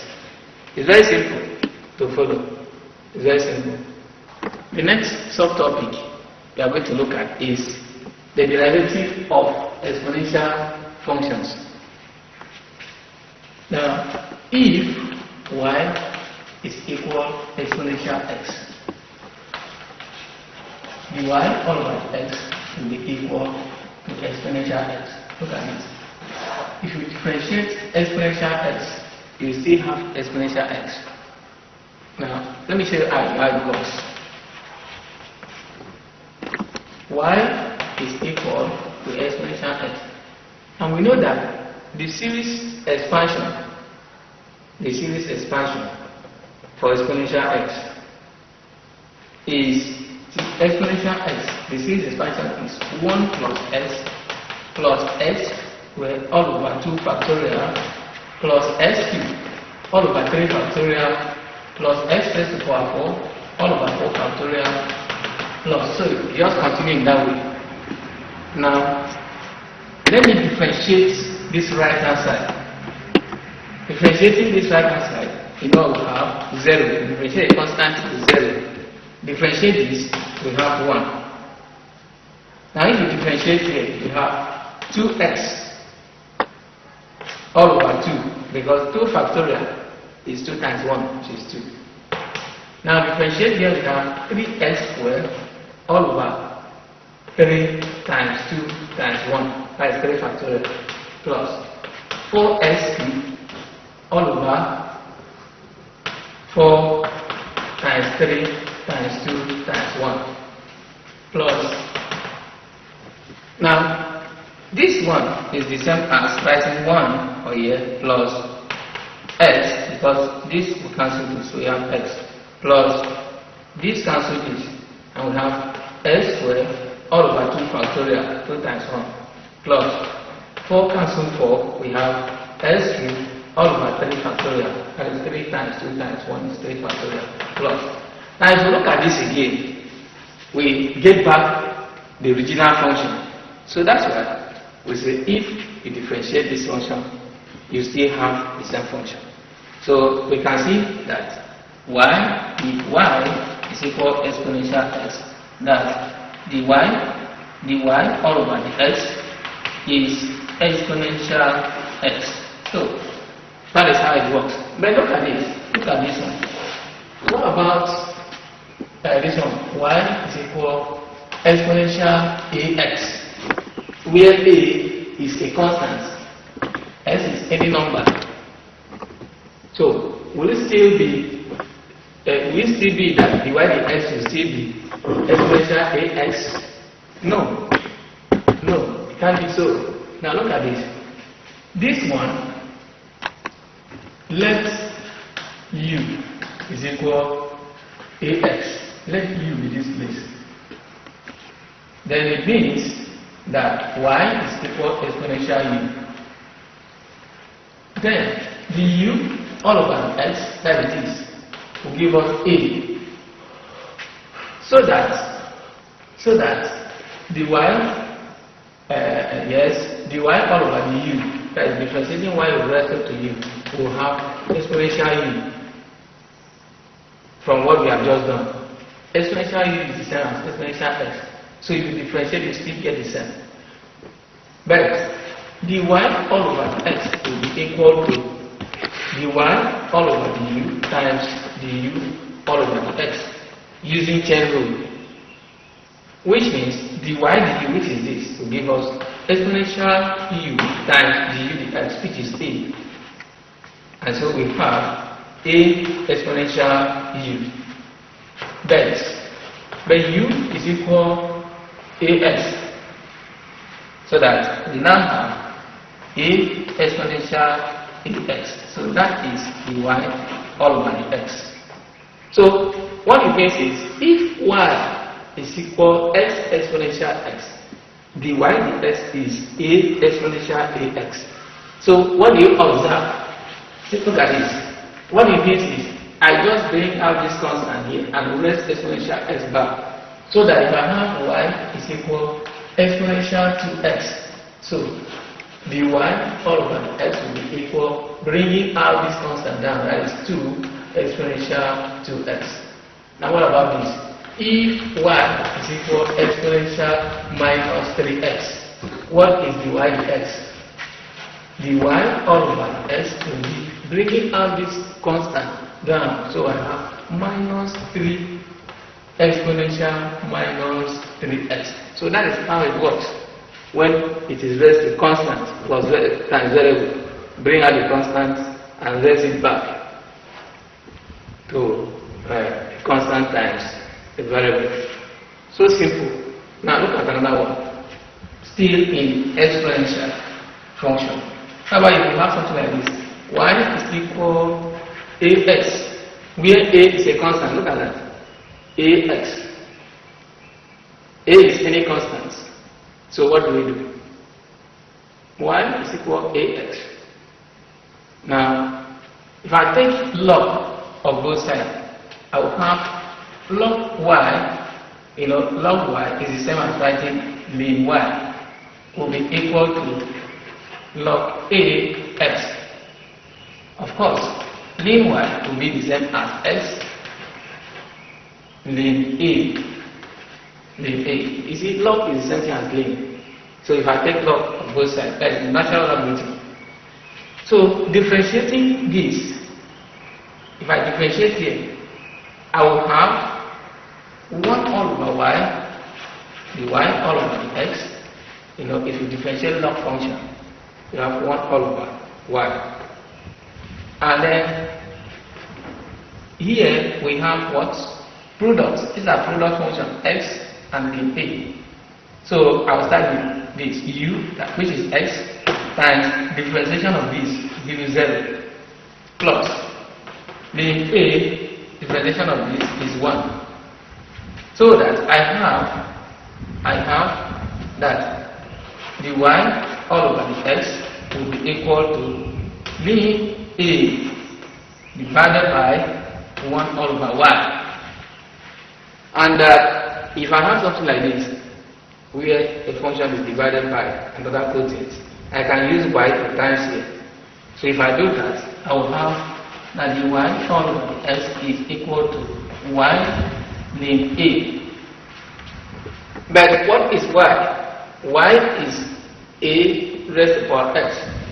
So I can have that the y all over the x will be equal to a raised to x ln a.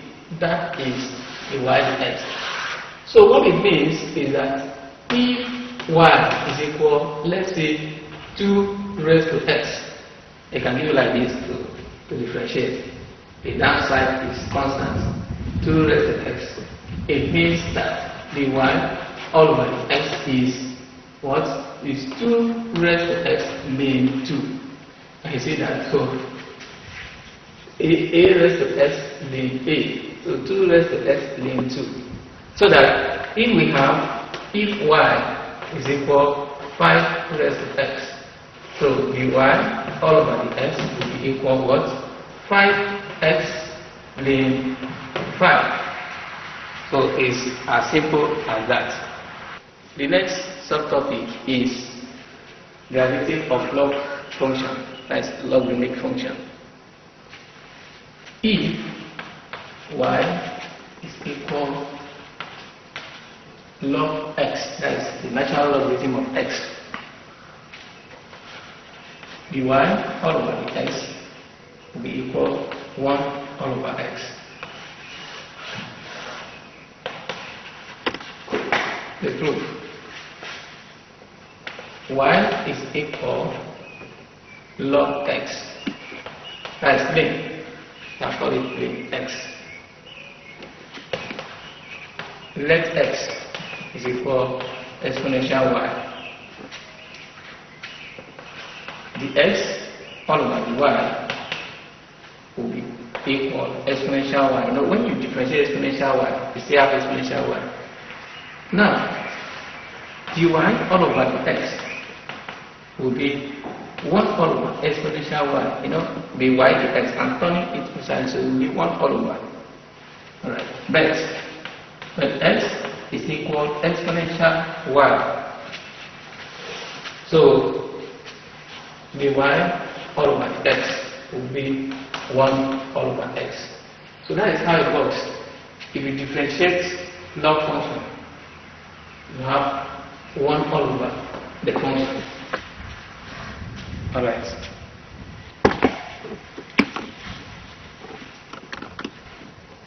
The next topic is differentiation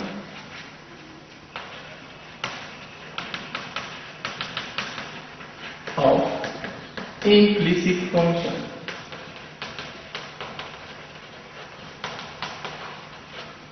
Differentiation of implicit function. If y is expressed in the form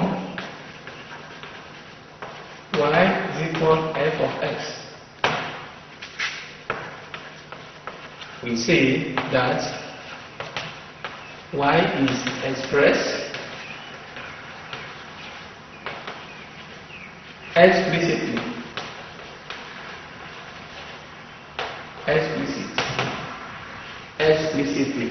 if it is in this form. You see, all the ones we have been doing, we have been able to express y is one side, then we say y is equal to the variable.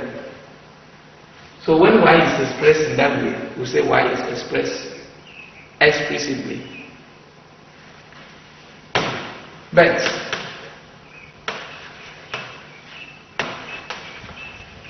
when we have expression of the form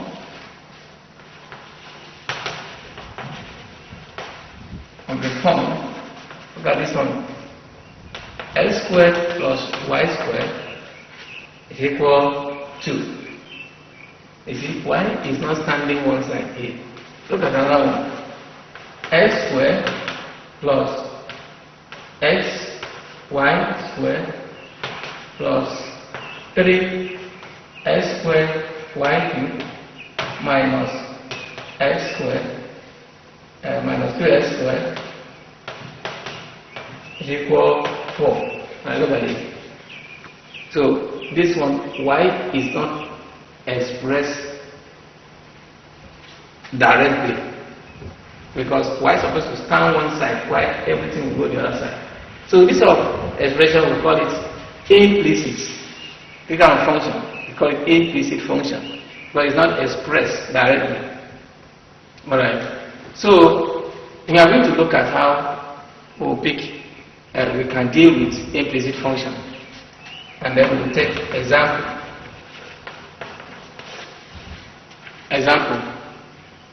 Let me solve this one.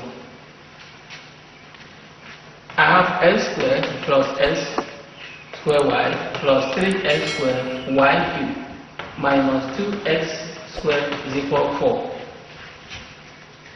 Now, we have a special definition for implicit function, but I'm just going to give you shortcuts so that you understand how it is.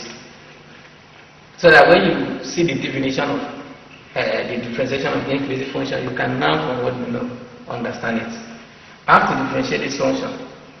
If I differentiate this, I will have 2x, which we know, 2 times the coefficients, and then 2 reduced by 1. We have that. Now look at this place.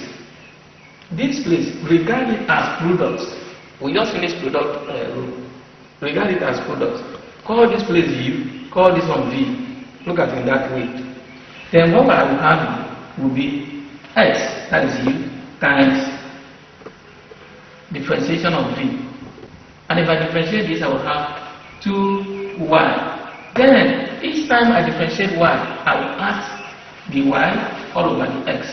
Is it plus v? V is y squared times differentiation of x. If I differentiate this, I will have 1. So I've finished with this one. I'm here now. And in this particular place, I'm going to regard 3x squared as u and then y cubed as v. And if I do that, I will first drop u, which is 3x squared. Then I differentiate y. That is the differentiation of v using product rule. If I differentiate here, I will have 3y squared. Then I put the y all over the x because I'm differentiating y. Anytime I differentiate y, I will put the y the x. I'm just showing you the shortcut. If not, we have a special definition that we can use the definition to solve it. Now, if I do that, I put plus v. V here is y cubed. Then differentiate this, I will have 6. Yes, 2 times 3, 6x. I finished with that term. Then I go to here. It will be minus 4x is equal to 0 because if I differentiate this, it becomes 0. And so, if I do that, I will now have 2x. Then coming to this term, I will have plus 2xy dy all over x. That is here. See? 2xy times dy dx. I have 2xy dy dx plus y squared times 1 give me plus y squared. Right? Then I come to this term plus. Now 3x squared times 3y squared will give me 9x squared y squared dy all over the x. Then I come to this place plus 6x y cubed minus 4x is equal 0. Like that. So that is how we differentiate. Use the product rule. Look at it as product rule in places like this and this. Regard this first one as u, regard this as v. Differentiate it, you get it right. Alright. Now the next step I will do is to collect these terms that have the y dx. I will collect it. So I will have 2xy dy all over the x plus 9x squared y squared dy all over the x. Then if I do that, these ones that does not, these ones that do not have the y dx, I will take it to one side. So I will take this one, I have minus 2x. Taking this one, I have minus y squared. Take this one, I have minus 6x y cubed. Take this one, I have plus 4x. So that, you see, in this place, I can factor out the y dx. So the y dx will be 2xy plus 9x squared y squared. You see, I factored out the y dx. Will be equal to minus 2x plus y squared minus, plus 6xy cubed minus 4x. You see, what I'm doing is to bring out this minus, just bring out minus so that I can write here plus. That's just. So now dy dx, I can make dy dx subject of the formula. Dy dx will be equal to minus 2x plus y squared plus 6xy cubed minus, I have minus, look at it. I have minus 2x, I have plus. So I can quickly write it as plus in this case, because I know that this will be minus, this will be plus, so I have plus. So I can write it this way.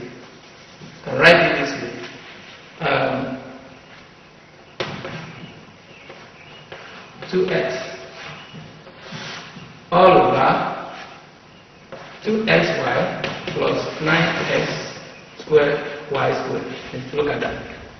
So that this times this give me back this minus y squared. Minus times this give me back minus 6xy cubed. The minus times minus 2x will give me plus 2x. Plus 2x, because this is 4x and this is minus 2x, so I have 2x. That is dy dx. That is how we differentiate an implicit function. It's very simple to differentiate. Now, the next subtopic is higher order derivatives.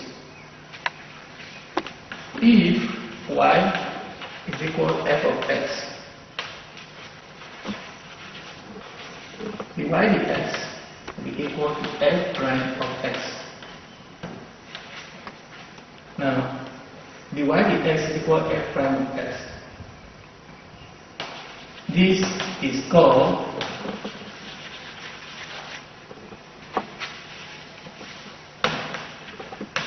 the first derivative. You see, the first derivative is denoted by dy dx. Now, dy dx is also a function of x that can be differentiated. So, the second derivative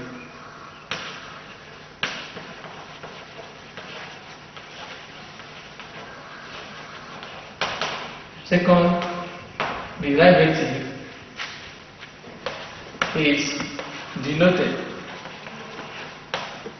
denoted by d square y all over x squared, which is equal to f prime prime of x. To differentiate this one again, we denote it by this square y all over this.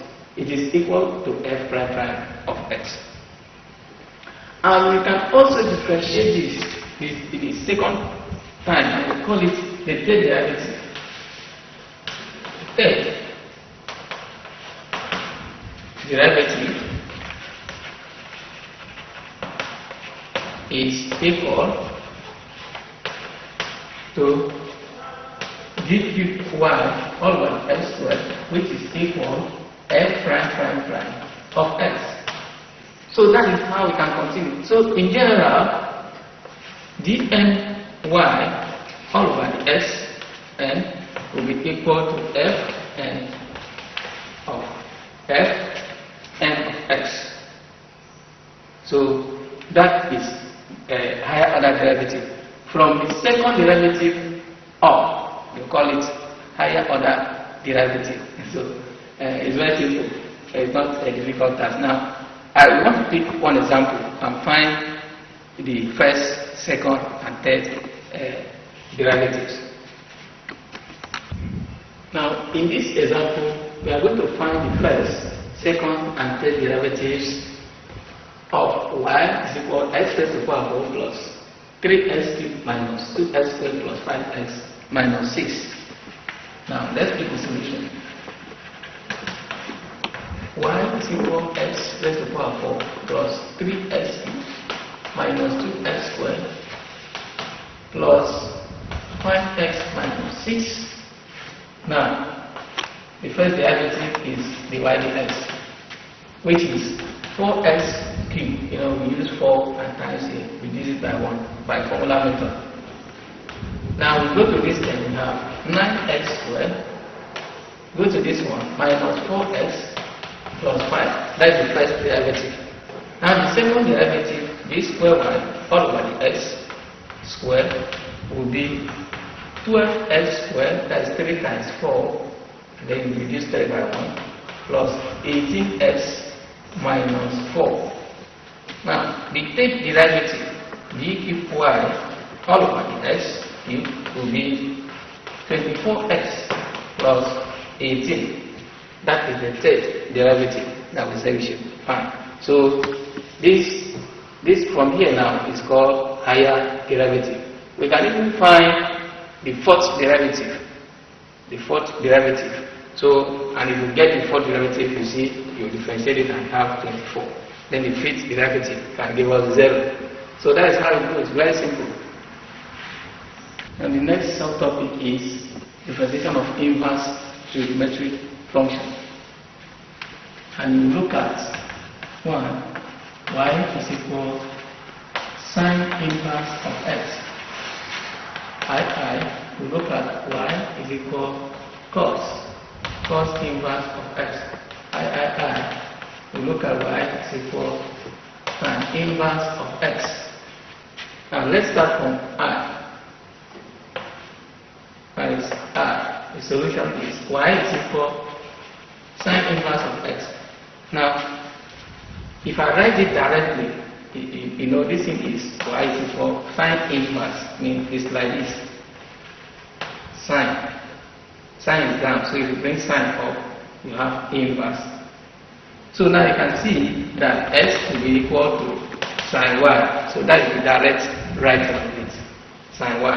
So that the x all over the y, the x, the y will give us cos y. And now the y all over x will be equal to 1 all over cos y. The y is like this, the x, the y. So the y, the x, the inverse will be 1 all over cos y. Alright, but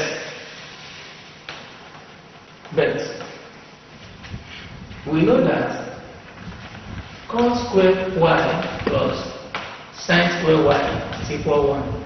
So that cos squared y will be 1 minus sine squared y. Then only cos y will be 1 minus sine squared y. In square root of 1 minus sine squared y. That is cos y, that is this place.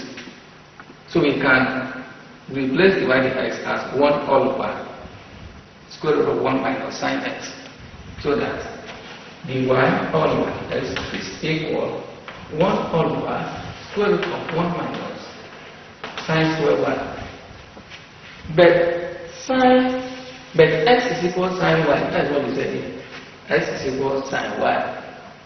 So we can say that the y x is 1 all over square root of 1 minus x squared. Yes, square root of 1 minus x squared. That is the y all over x. So anytime you differentiate y is equal to sine inverse of x, then you have the y x is 1 all over square root of 1 minus x squared. Now let's look at the other one, which is I. Y is equal cos inverse of x. So let's write it in direct form. We have x is equal cos y. So that the x all over the y will be minus sine y. And yet, because we differentiate cos y, you have minus sine y, which we have shown. Now what about the y all over the x? We have 1 as minus 1 all over sine y. Okay. But sine square y plus cos square y is equal 1. So that sine square y will be 1 minus cos square y. Now sine y will be what? Sine y will be 1 minus cos square y in square root. This is sine y. So we can write that the y all over the x is equal to minus 1 all over square root of 1 minus x squared. You know how? Because x is equal to cos y. That's what we said here. So that this cos now in square root, this cos we can call it x squared. So that is the y dx. When you differentiate cos inverse, you have minus 1 all over square root of 1 minus x squared. So the difference with the sine inverse is the minus. Okay, now let's look at tan. That is I by I. Then y is equal to tan inverse of x. So write it direct, we have x is equal to tan y. X is equal to tan y. Now, the x all over the y is sec square y. You know, if you differentiate tan y, you have sec square y. And if we have the y all over the x, then it will be 1 all over z square y. But don't forget that z square y is the same as 1 plus tan square y. Is the same as 1 plus tan square y from identity of z square y. Okay, so that dy all over the x will be equal 1 all over 1 plus tan square y, which is the same as 1 all over 1 plus x squared. Because x is equal to tan y. So here that we have tan squared, we have x squared. So that is how we differentiate inverse trig function. It's very simple to differentiate. Now we are looking at differentiation of hyperbolic functions. Now we use as another I, that is we have sine x. You see, this one is not sine, this is sine, because it has h here. So we call this type hyperbolic. And then we will also talk about cos x. Also have tan x. Now, sine x is equal to exponential x minus x all over 2. Cos x is equal to exponential x plus exponential minus x all over 2. Now, I want to differentiate this.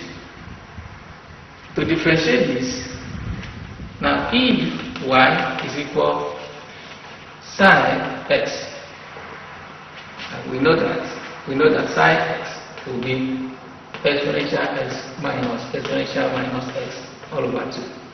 So the y all over the x will be differentiating here. Of course, we cannot use quotients because there's no variable here. So if you differentiate here, you have exponential x. Differentiate here, you have plus exponential minus x all over 2, which is equal to cos x. You see that? If I just sine x, you have cos x. Now let's also differentiate cos x. To differentiate that, you will have y is equal cos x, which is exponential x minus plus exponential minus x all over 2.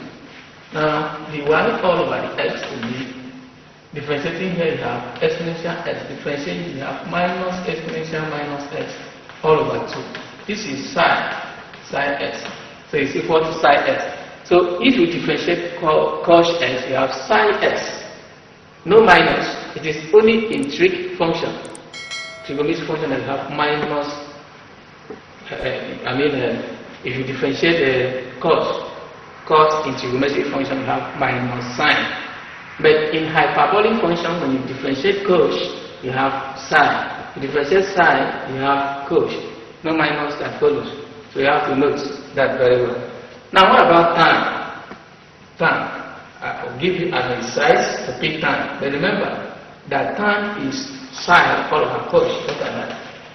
Tan x will be sine x all over cos x. So you see the expression for sine, see the expression for cos x. Then you pick the differentiation.